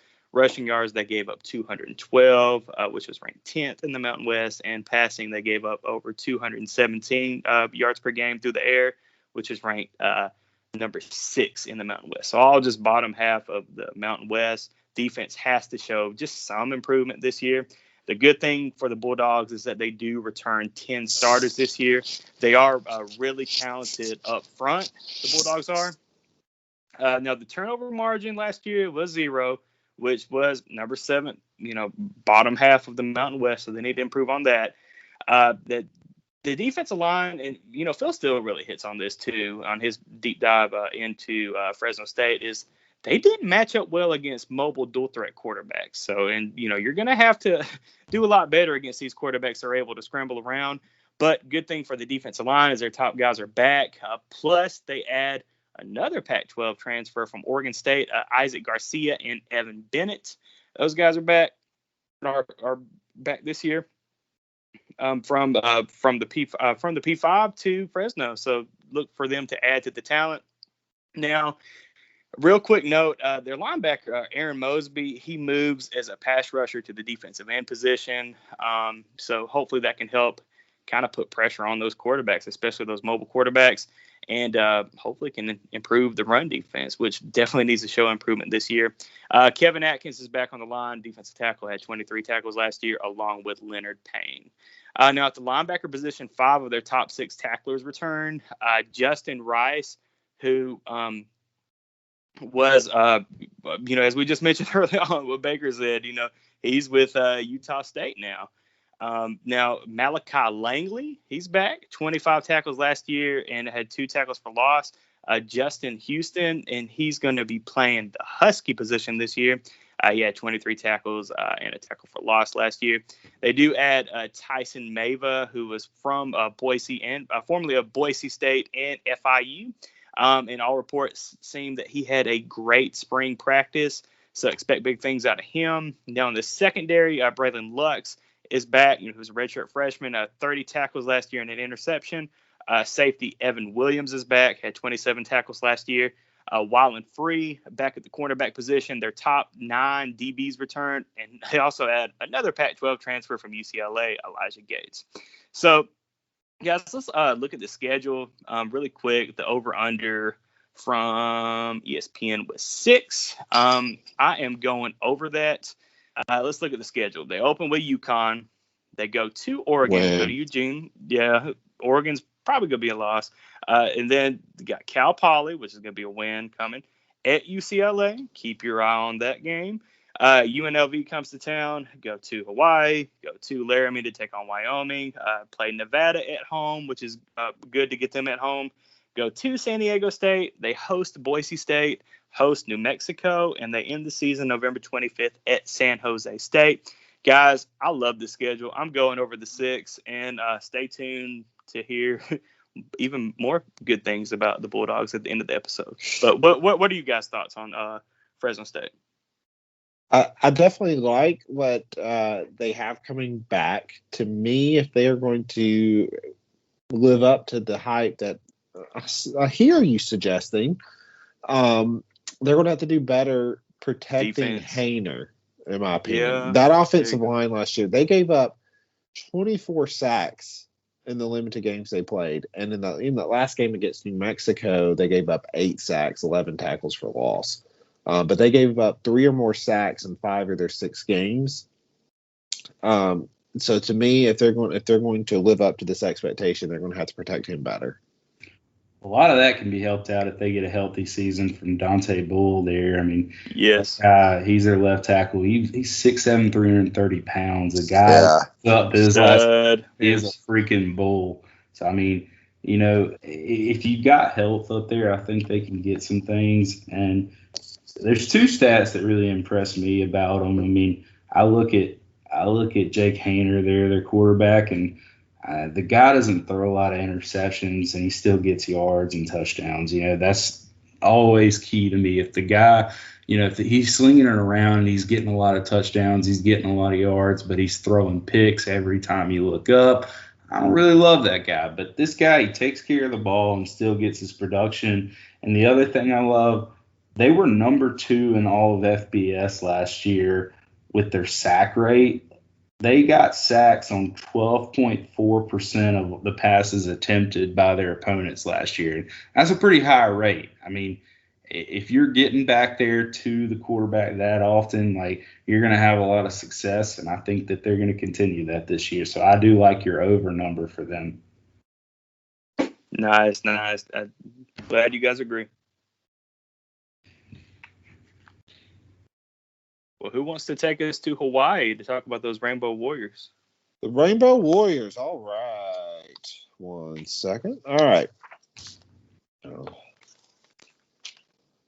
right. So coming in, this is Ty Graham's 2nd year at Hawaii. They had a 5-4 season last year. They had this offense is not necessarily the offense the Colt Brennan days. But they had its moments last year. They put up at least 200 passing yards in pretty much every game. They were decent on the ground. So their offense averaged 384 yards a game, 152 yards on the ground, 231 through the air. Averaged 26 points per game. So looking at the QB, Siobhan Cordero, he doesn't have to look over his shoulder. He is the quarterback. He's got ability to. He's just a baller. I mean, the kid. I mean, he's not the most consistent guy in the world, but he goes out, he plays, he moves around. He's good. And he led the team in rushing last year. I mean, the guy just finds ways to move the ball. Running the ball, so Miles Reed is gone. He was our second leading rusher last year. They do get Day Hunter back. He's a rising star. He was 5'10", 200 pounds. They get Calvin Turner back. He was third on the team. He also led receiving last year, 546 yards, 6 touchdowns, and 33 catches. Wide receivers, so they had Jared Smart, led the team with 36 catches. He's back, but they got to get more. They need to get more big plays. This unit only averaged 11 yards per pass, so get more yaks, yards after the catch. Offensive line, again, kind of like with Fresno, they got to do a better job at protecting Cordero. So. And you could attribute some of this to the mobility of Cordero. I mean, he runs for and keep plays alive. It makes it hard on that offensive line to protect. They gave up over 3 sacks a game. I think it's a little bit different situation than Fresno just because of the mobility of Cordero. But I think there could be some improvement on that offensive line, and maybe Cordero learning to trust his line a little bit more to hopefully be able to move the ball on third down. Defensively, so they gave up 409 yards per game, 212 yards on the ground, 197 through the air, averaged 27.6 points per game given up defensively. So they got some pressure on their opposing quarterbacks last year, mainly coming from the backfield, from that linebacker and defensive core, or the defensive back core. They held up against the run, not the greatest, but they're okay. They do need to improve on that. They do have a 6'1", 300-pound lineman, Blessman Kayla. I love that his first name is Blessing. It's great. He had an all-star season on the nose. So they do get in 300-pound Oklahoma transfer Zacchaeus McKinney and former Utah Ute Peta Tonga. They do come in to help bolster that run defense and get some pressure on the quarterback from that front. Like I said, most of the pressure on opposing quarterbacks came from that linebacking defensive back core. So hopefully this defensive line can help out. Like I said, their run defense gave up 200 yards on the ground against everyone but Fresno and Boise, and in the bowl game against Houston. But they gave up almost an average of 5 yards per run. So they got to do better. The linebacking core, so they get Darius Massall back. They also have some veteran guys around him. All the defensive backs can hit. They get Corey Bethley. He really plays linebacker. He plays safety. He plays really all over the field, that defensive backfield. He's made 153 tackles over the last 2 years, so he just finds the ball like a heat-seeking missile and just goes after it. They have Cortez Davis, all-star at the corner. They get safety Cameron Lockridge back, who was fourth on the team with tackles. Overall, I do see some improvement on the defensive side of the ball. So let's see. Looking at the over-under for Hawaii, which I did have. Of course, I can't keep my notes straight to save my life.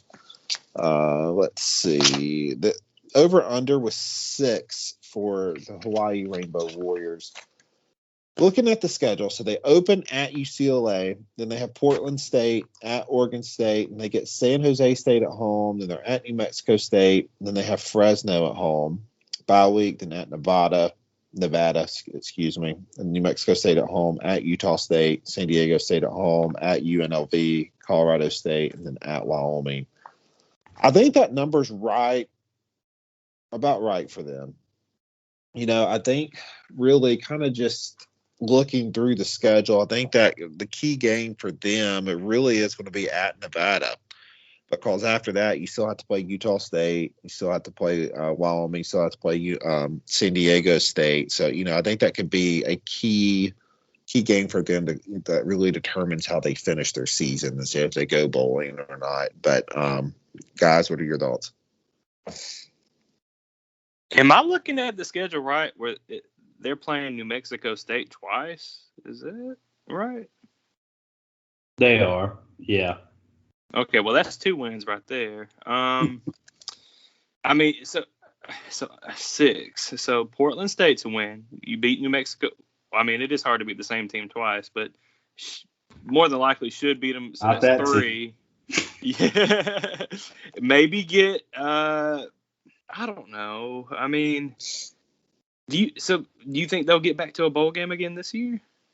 I think they could be pushing for it, and that's why I think that at Nevada games will be important for them coming off that bye week. I mean, I think because they're going to lose to UCLA. I think they're going to win Portland State, Oregon State. Probably lost. Yeah, that's an improved Oregon State team. Yeah, it's an improved Oregon State team. Probably lose to San Jose. Yeah.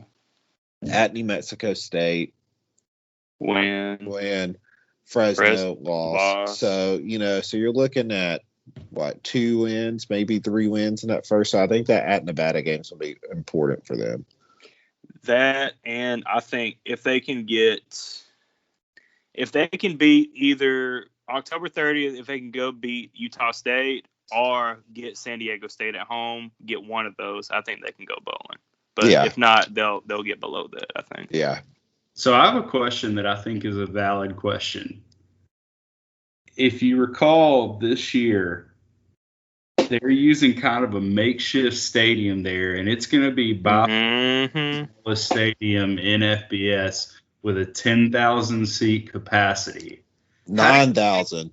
Yeah. Okay. 9,000. There you go. Whatever. So how do you think that's going to affect some of these opposing teams that are used to playing in front of, 20, 30, 40,000 people week in and week out when they have to travel all the way out to the islands and then they're playing in a stadium that to them probably feels like a high school stadium or something. And, it's much different than what they're used to. That's true. The only thing I would say is that COVID has gotten everybody used. At least last year, right? Playing in stadiums that weren't completely full.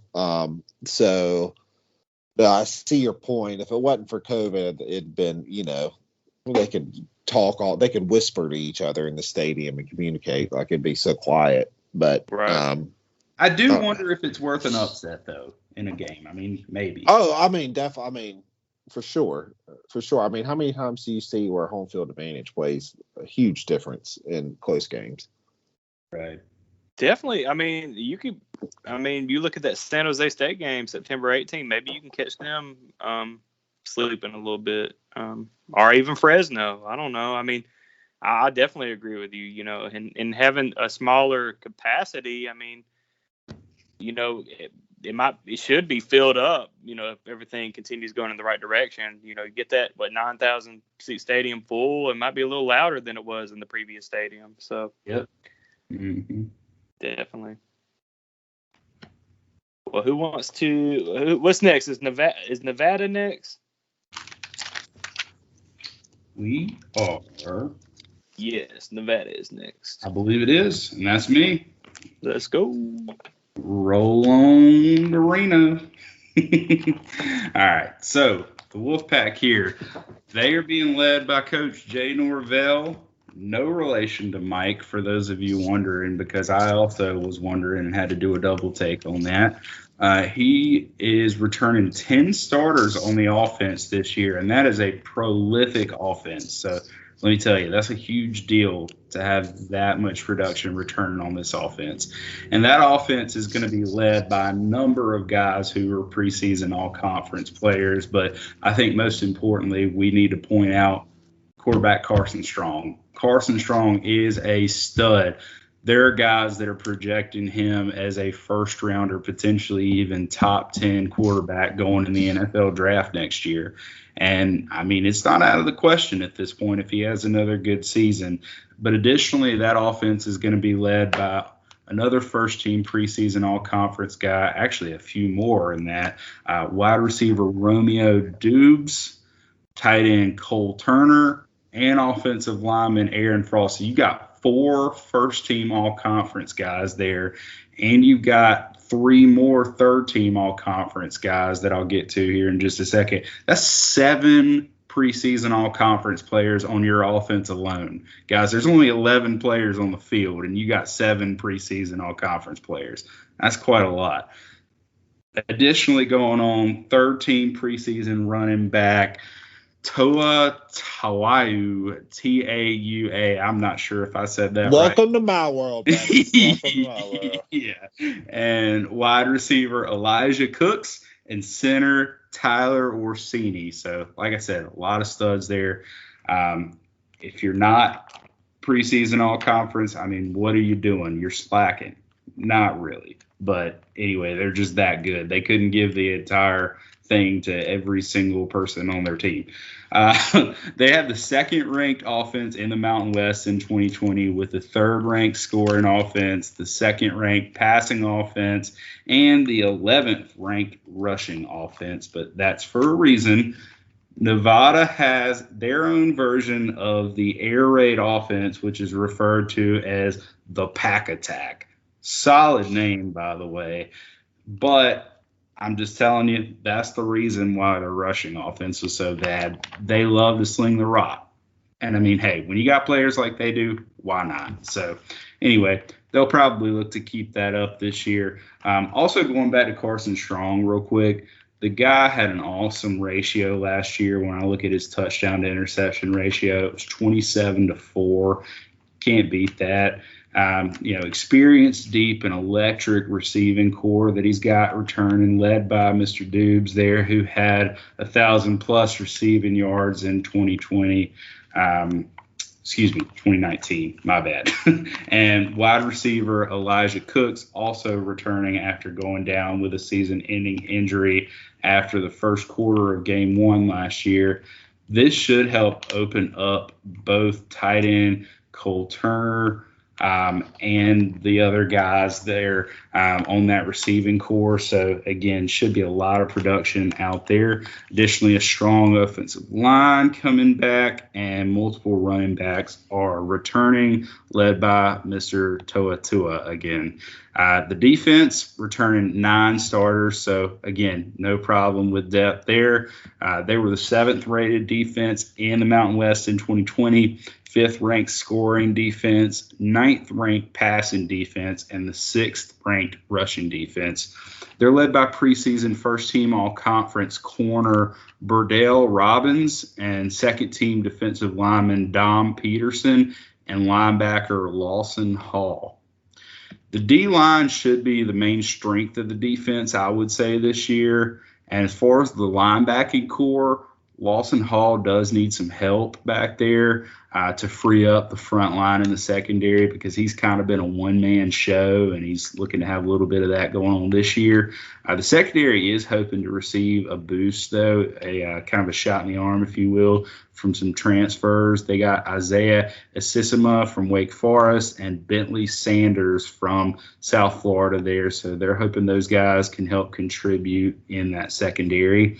As far as the special teams, I do want to point out that they do have preseason first-team all-conference kicker Brandon Taunton and second-team punter Julian Diaz. And both of those guys, man, studs. So the kicking game is strong for the Wolfpack. Outside look here, the Wolfpack have an insanely good offense, but they do need some help from the defense. I trust them in shootouts, but the defense does need to start forcing some turnovers and put pressure on the other teams, because it can't be totally on the offense 24/7. Even still, the offense and that experience that they have, it may be enough to carry that team. And, I mean, it may be enough to carry that team right on into the championship. And I hate to say it like that, but it's just so good. I mean, it's a scary good offense. As far as their non-conference opponents go, they're at Cal. They come home for Idaho State, at Kansas State, and home for New Mexico State. And quite frankly, I'm not saying it will happen, but I could see them going 4-0 in that non-conference stretch. I'm really high on Nevada this year. I could see them beating Cal and beating Kansas State, but I do expect them to at least go 1-1 in those two. So keep an eye out for them in an upset game there over one of those. And then in conference matchups, we're looking at Boise, and then we are after the New Mexico State game the following week, we are going for a home game against Hawaii, at Fresno, home against UNLV, home against San Jose State, at San Diego State, home against Air Force, and at Colorado State. ESPN has the over-under at 7.5, but I'm actually going over that. Like I said, I think they have a chance to actually run the table in the non-conference, which isn't necessarily the easiest non-conference schedule. But I believe, this is possibly, I say it with some hesitance, but this is possibly I'm not calling this my sleeper. This is a sleeper for the G5 representative in the New Year's Six Bowl. I think they're that good. They have a lot of studs this year, so we'll see what happens.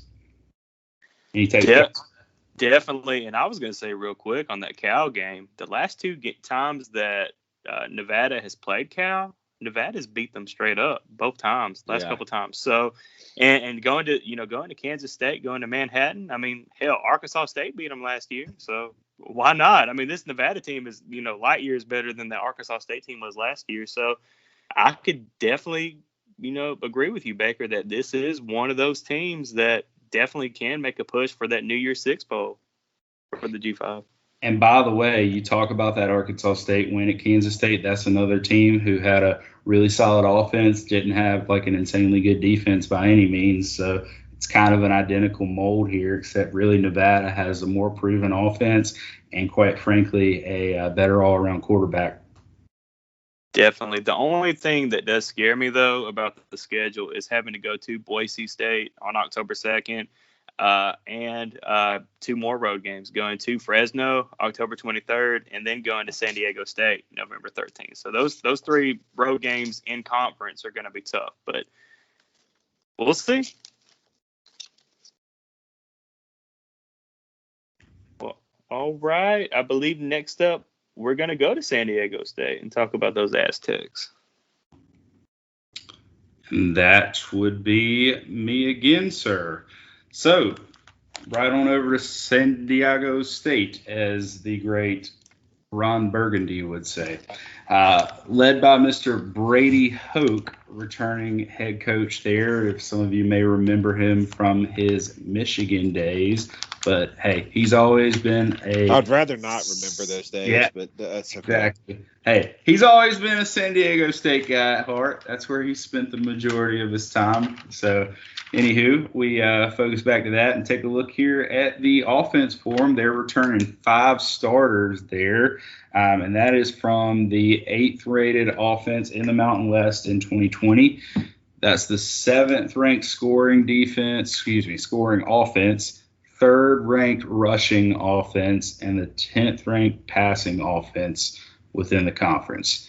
They're going to be led by preseason first-team all-conference offensive lineman Zachary Thomas, as well as second-team preseason all-conference all-purpose back Greg Bell and offensive lineman William Dunkel, not to be confused with Uncle. The quarterback battle is going to be between Lucas Johnson, Jordan Brookshire, and Mississippi State transfer Jalen Maiden. Johnson, he showed glimpses of the dual threat quarterback that the Aztecs were looking for in a prior experience. However, an injury took him down in a midseason start at Nevada. Brookshire, he had late season starts, but didn't really solidify that as his job. He kind of was iffy there. And Maiden, he hasn't really had a lot of experience, but the guy's a former 4-star recruit, so he's got potential. So it's kind of an open game here to see who's going to really get the job and run away with it. Running back Greg Bell, he gained 100-plus yards in 4 straight games to open up the 2020 season before dealing with an Achilles injury that limited him the rest of the way. Still, there is a deep and experienced backfield returning, so I wouldn't expect him to completely run away with it. Maybe some more production on the table there. Tight end Daniel Bellinger is a pro prospect, actually, and was the second most productive receiver on the team in 2020. They also added 6'6" wide receiver Tyrell Shavers coming in from Mississippi State, and that should be a welcome addition to this receiving core. And that should also play well for Mr. Jalen Maiden if he does end up winning that quarterback job, since he also came from Miss State, so they should know each other quite well there. Also taking a look, Zachary Thomas is moving from the right side of the O-line to the left side there, so they're hoping to maybe solidify that side of the line by making that change there, so that'll be something interesting to keep up with. On the defense, they are returning 9 starters. They actually had the number 1 ranked defense in the Mountain West in 2020, and that was the number 3 nationally ranked defense. So quite the defense there. It was the 2nd best scoring defense, 11th nationally, 1st ranked rush defense, 7th nationally, and the 2nd ranked pass defense, 14th nationally. So they were top 20 in every single category with their defense. So really just studs all around there. They're led by preseason first team all-conference defensive lineman Cameron Thomas and linebacker Caden McDonald, as well as second team preseason cornerback Taylor Hawkins. They are replacing 3 players in the backfield that left for the NFL there, so that is always tough having that much turnover, but they are looking for a little bit of a shot in the arm from safety Rashad Scott. He's returning from a midseason ACL injury that took him out. They're also looking to get some production out of the linebackers and the defensive line returning. And by returning, I mean literally all of them are returning on those cores there, and that's going to be in a 3-3-5 defense. So, again, the 5 in the secondary, you've got some replacement there going on, but the 3-3 should be, quite comfortable with each other. So definitely expect a lot of production there, and expect an increase in the pass rush game this year. I think they'll definitely be looking to have an uptick there and maybe try to get in the backfield, create some more plays here every now and again. Additionally, on the special teams, preseason second team all-conference kick returner Jordan Bird and third teamer kicker Matt Ariaza and punt returner Jesse Matthews lead the way. So pretty solid special teams there, given that they've got 3 guys on the preseason awards. I would say all in all, looking at them, the defense is going to be dominant as always, and the running game should, again, have a good year. They usually do there, but this year will be no different. If they can get some production from the quarterback position, expect a big year, which I feel like is a common thing to hear from a lot of teams, but at the same time, quarterback is a very big deal. So I think Brady Hoke is definitely looking out for his signal caller, and if he gets the right guy in there, they should really be able to do a lot. As far as the non-conference schedule goes, you see New Mexico State on the schedule again. I feel like all of these teams are playing New Mexico State, but hey, I guess they're out there in that region. They're also playing at Arizona, hosting Utah, and hosting Towson. So that Utah game will be a big deal when they travel out there. That'll be a fun one to watch. Additionally, in conference, we are going to see them have New Mexico come out to San Diego.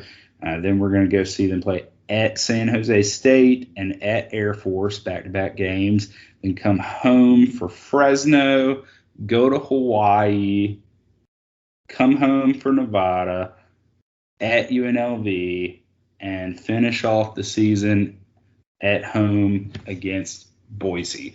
ESPN has the over/under at 6.5, and I kind of went through the schedule myself, and I like that number personally for them. But if I do have to lean one way or the other, I'm actually going to go under for them, simply because I just don't love the fact that they only have 5 guys returning on that offense there.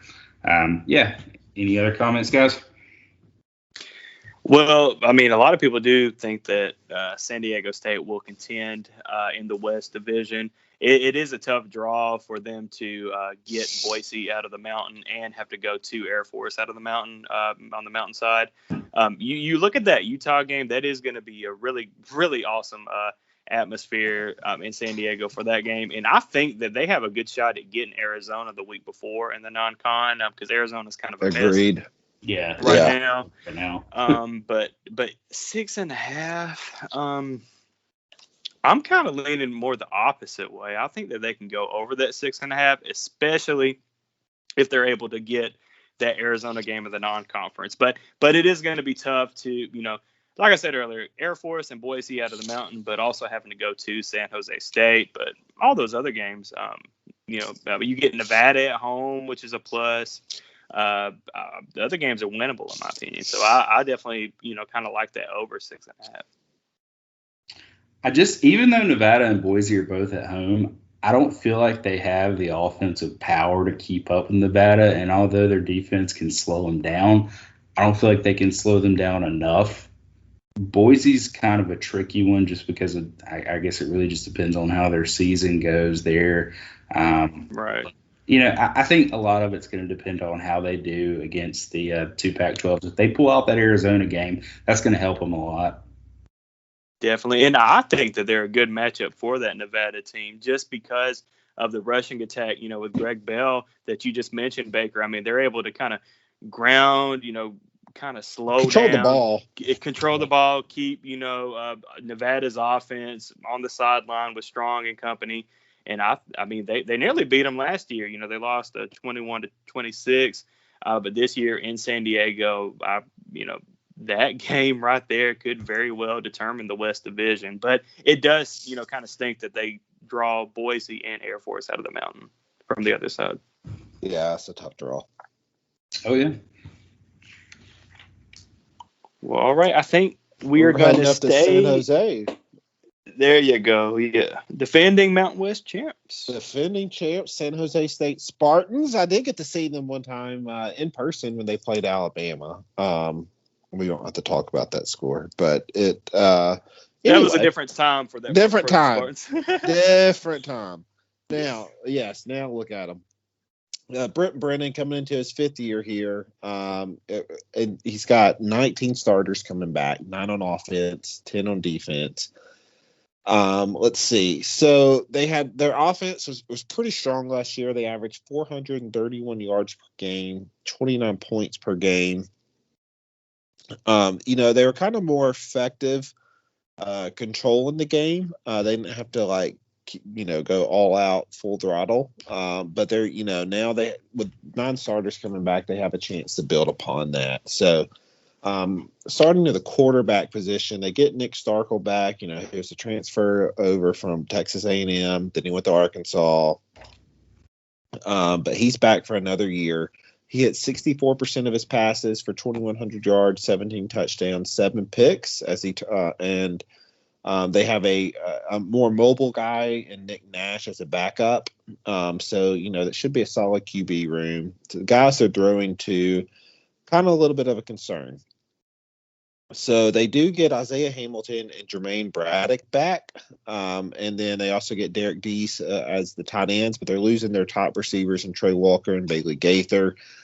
So they're losing some experience and production there. They do, like I said, they do have a good couple of guys to build around in Hamilton and Braddock.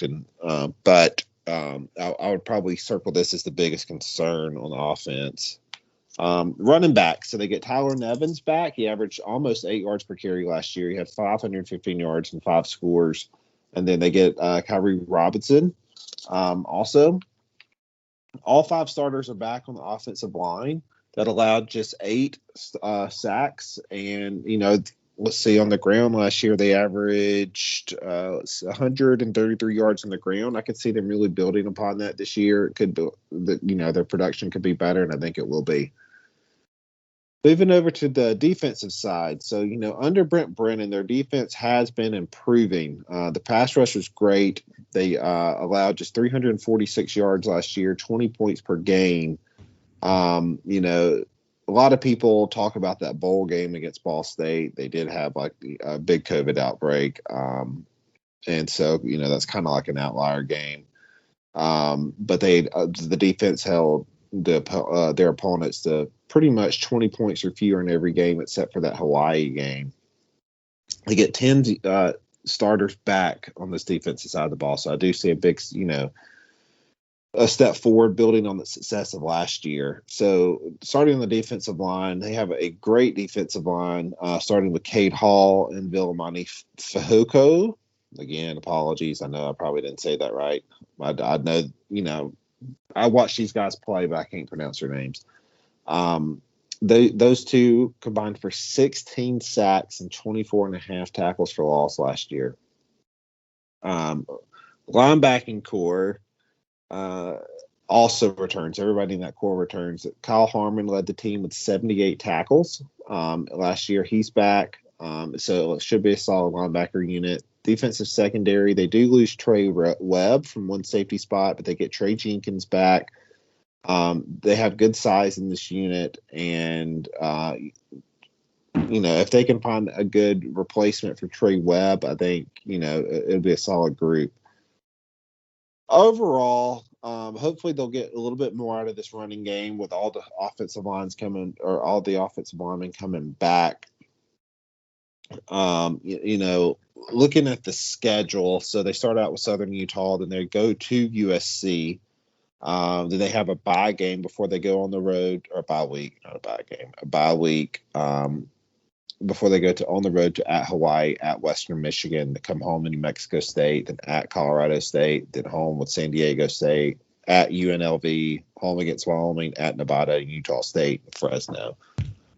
So ESPN set their over-under at 7.5. I really like what this team is bringing back. I think they have opportunity to repeat as champs. I'm just going to go ahead and say that. I think they can definitely be in contention. But, they do have some tough games. I mean, at Hawaii is going to be tough. I think that at Colorado State is going to be tough because Colorado State's coming off a bye week. Obviously, at Nevada, that's going to be a tough game. They do get San Diego State at home. Do get Fresno at home to end the season. Both of them are coming off a bye week there. I have them actually going over that 7.5. With this experience coming back, I think the defense continues to improve under Brennan. I think, like I said, I think they have a good shot in being in contention.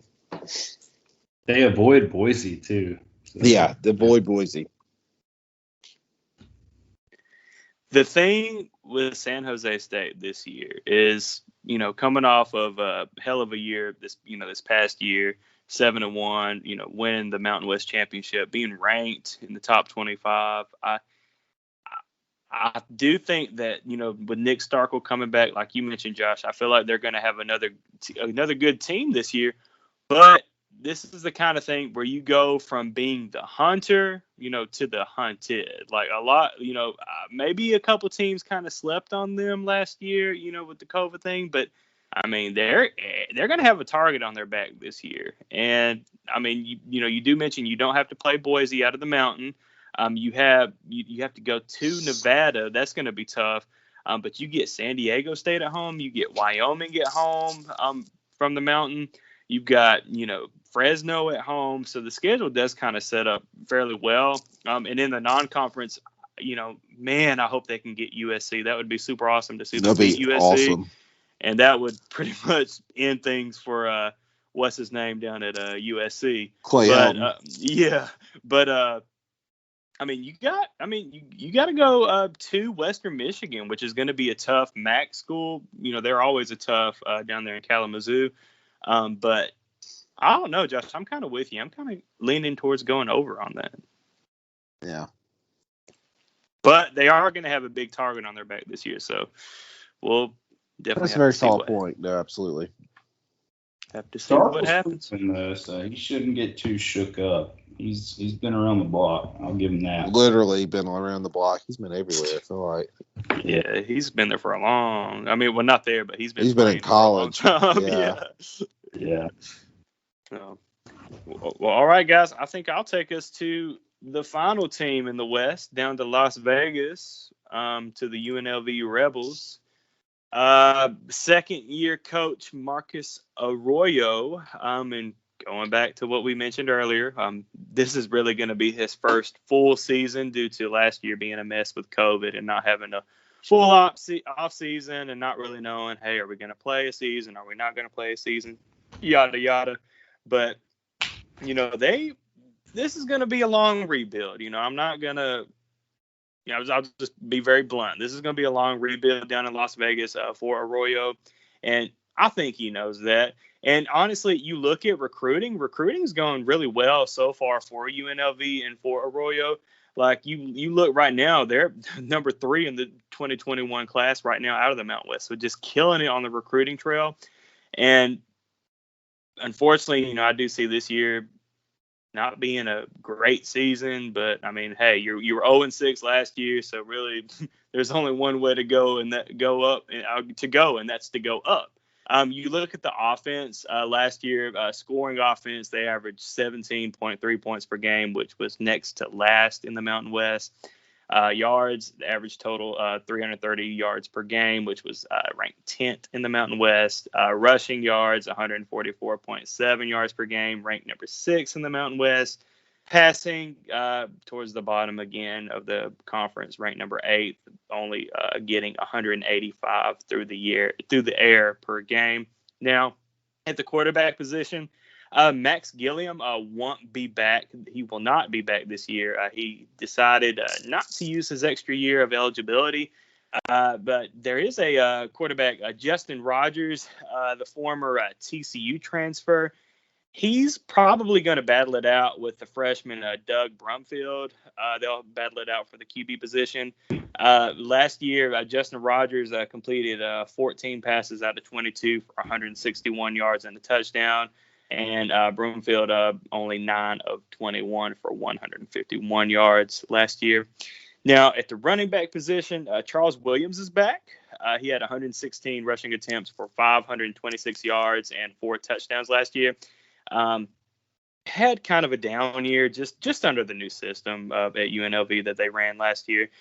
Courtney Reese is also back, had 9 attempts for 55 yards. And they also add a Pac-12 transfer from Oregon, Javon Wilson. So, hopefully they can get some great things out of him. And hopefully, he can be a good backup to Charles Williams, but maybe even push to, try to get more playing time and maybe even overtake Williams. We'll have to see. I really like Charles Williams, though. But at the wide receiver unit, they do bring their top 6 guys back. Kyle Williams, freshman, had 35 receptions for 426 yards and 2 touchdowns. Tyleek Collins, the junior, he had 12 catches last year for 146 yards and 2 touchdowns. Now, the thing with Collins is that he was actually in the transfer portal, but ended up deciding to come back to UNLV. So I know that Arroyo is definitely glad that he decided to come back. Freshman tight end Kaleo Belunge, I believe, he's shown some good things in spring practice. So hopefully he can come in and just make an impact right away at the tight end position for UNLV. Now, the offensive line, they do lose their right tackle, Justice Aluwasan. They lose their left guard, Jerron Caldwell, and their offensive guard, Matt Brayton. But I don't know. I mean, it's definitely going to be inexperience on the line. And honestly, the O-line is going to be a question mark. And to me, the O-line is going to be a question mark. And it's never really good for your offensive line to be a question mark, as we've kind of alluded to earlier with some other teams. Now, on the defensive side of the ball, they do bring 10 starters back this year. Scoring defense, they gave up 38 points per game, which was dead last in the Mountain West. These stats are ugly. They gave up 482 yards per game, which was next to last in the Mountain West. 255 on the ground, dead last in the Mountain West. Passing through the air, they gave up 227 yards per game, which was number 8 ranked number 8 in the Mountain West. I mean, it's just not good.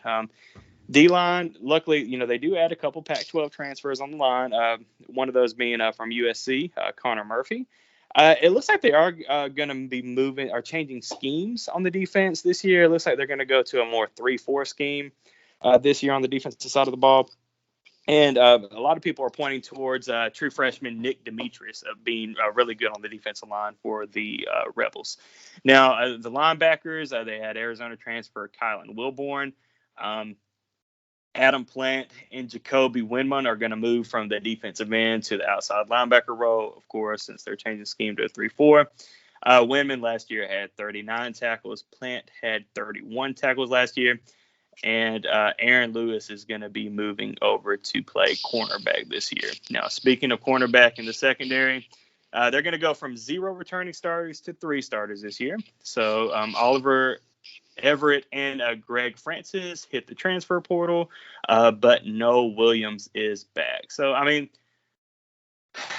if you're a UNLV fan listening, I mean, this year is probably not going to be a good year again, but, kind of what we mentioned or what I thought about New Mexico, like you're starting to trend a little bit in the right direction, especially in regards to recruiting for UNLV. Maybe not New Mexico, but UNLV, you're recruiting a lot better.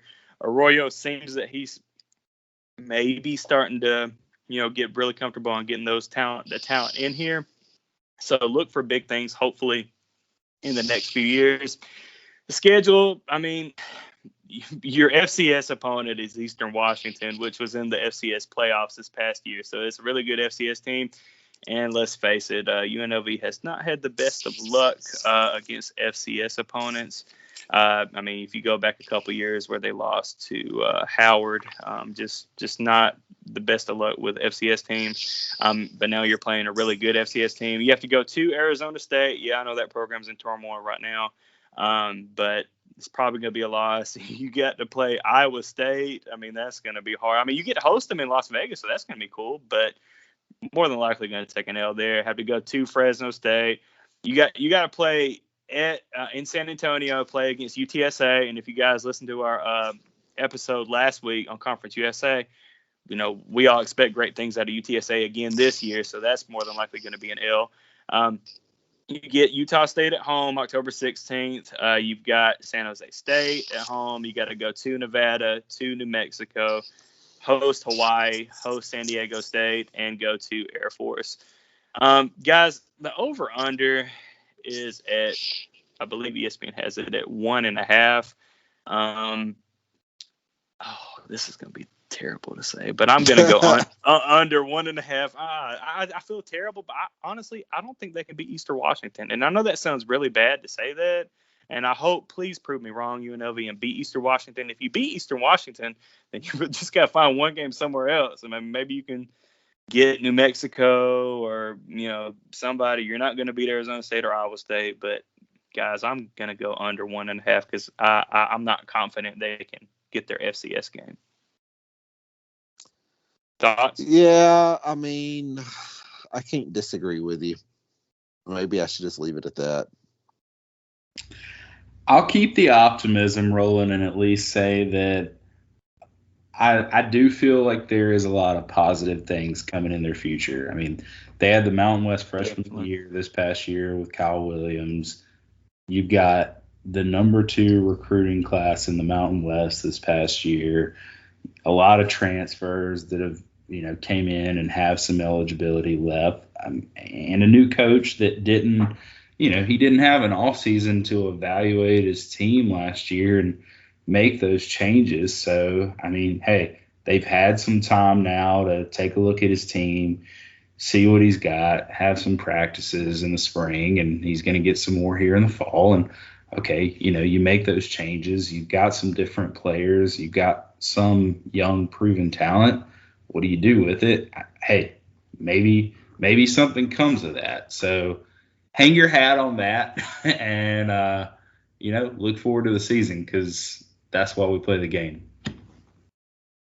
And going back real quickly to, UNLV against FCS teams. They've actually lost 3 games to FCS opponents since 2011. And going back to that 2017 game where they lost to Howard 43-40, they were actually a 45-point favorite in that game. One other quick note too, though, that I did just remember. They are getting to play their home games this year in Allegiant Stadium, which is the stadium where the Raiders will be playing. So that will also be a positive thing to, be in that mammoth of a stadium there.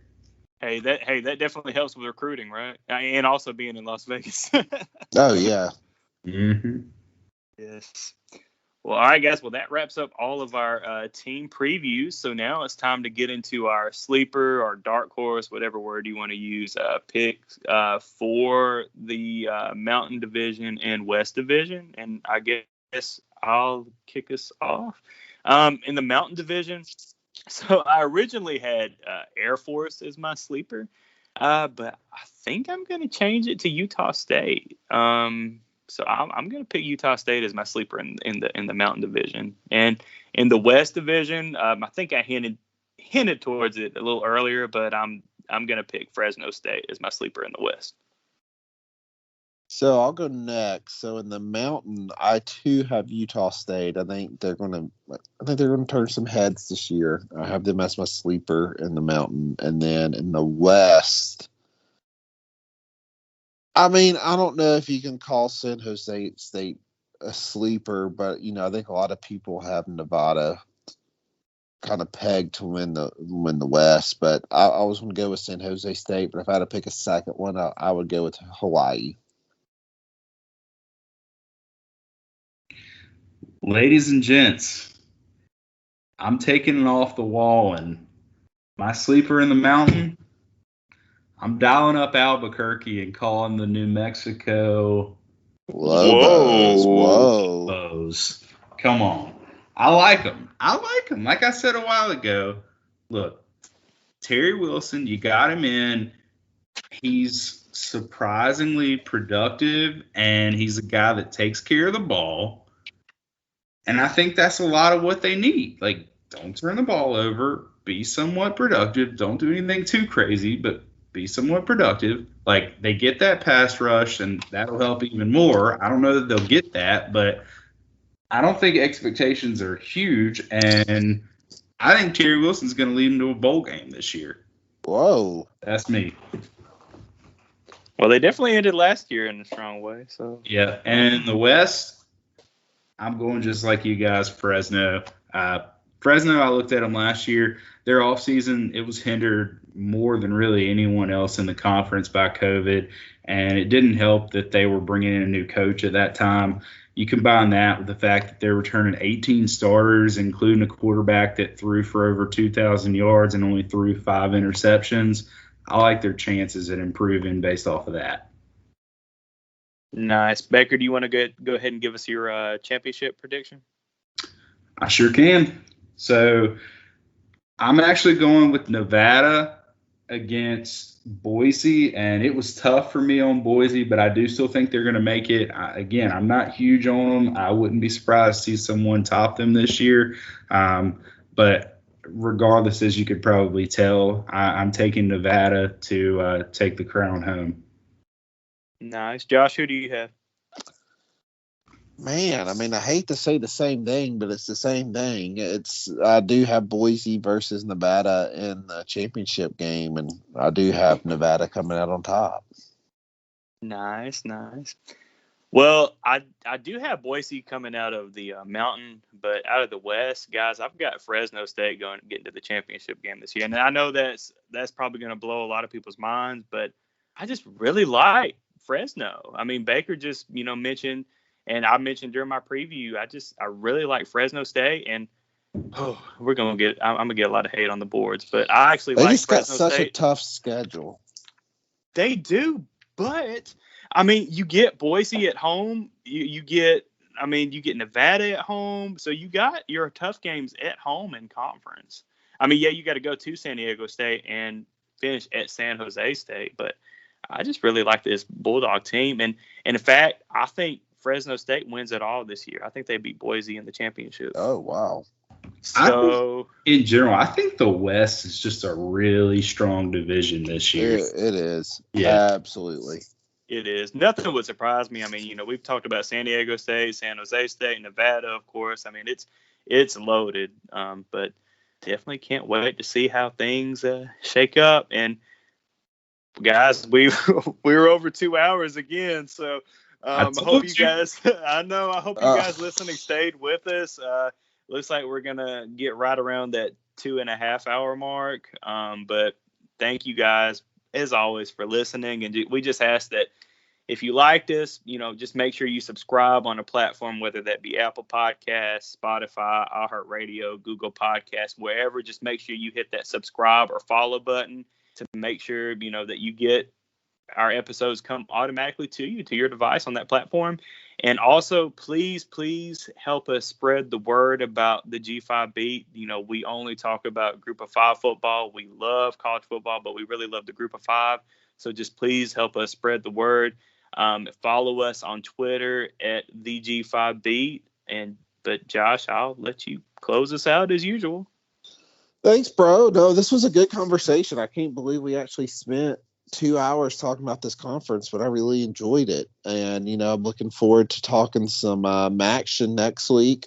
So please, those that stuck around today, please, make sure you join us next week as we talk through the MAC. Tell your friends, and, really appreciate everybody out there. And as John said, please make sure you subscribe, follow us on Twitter.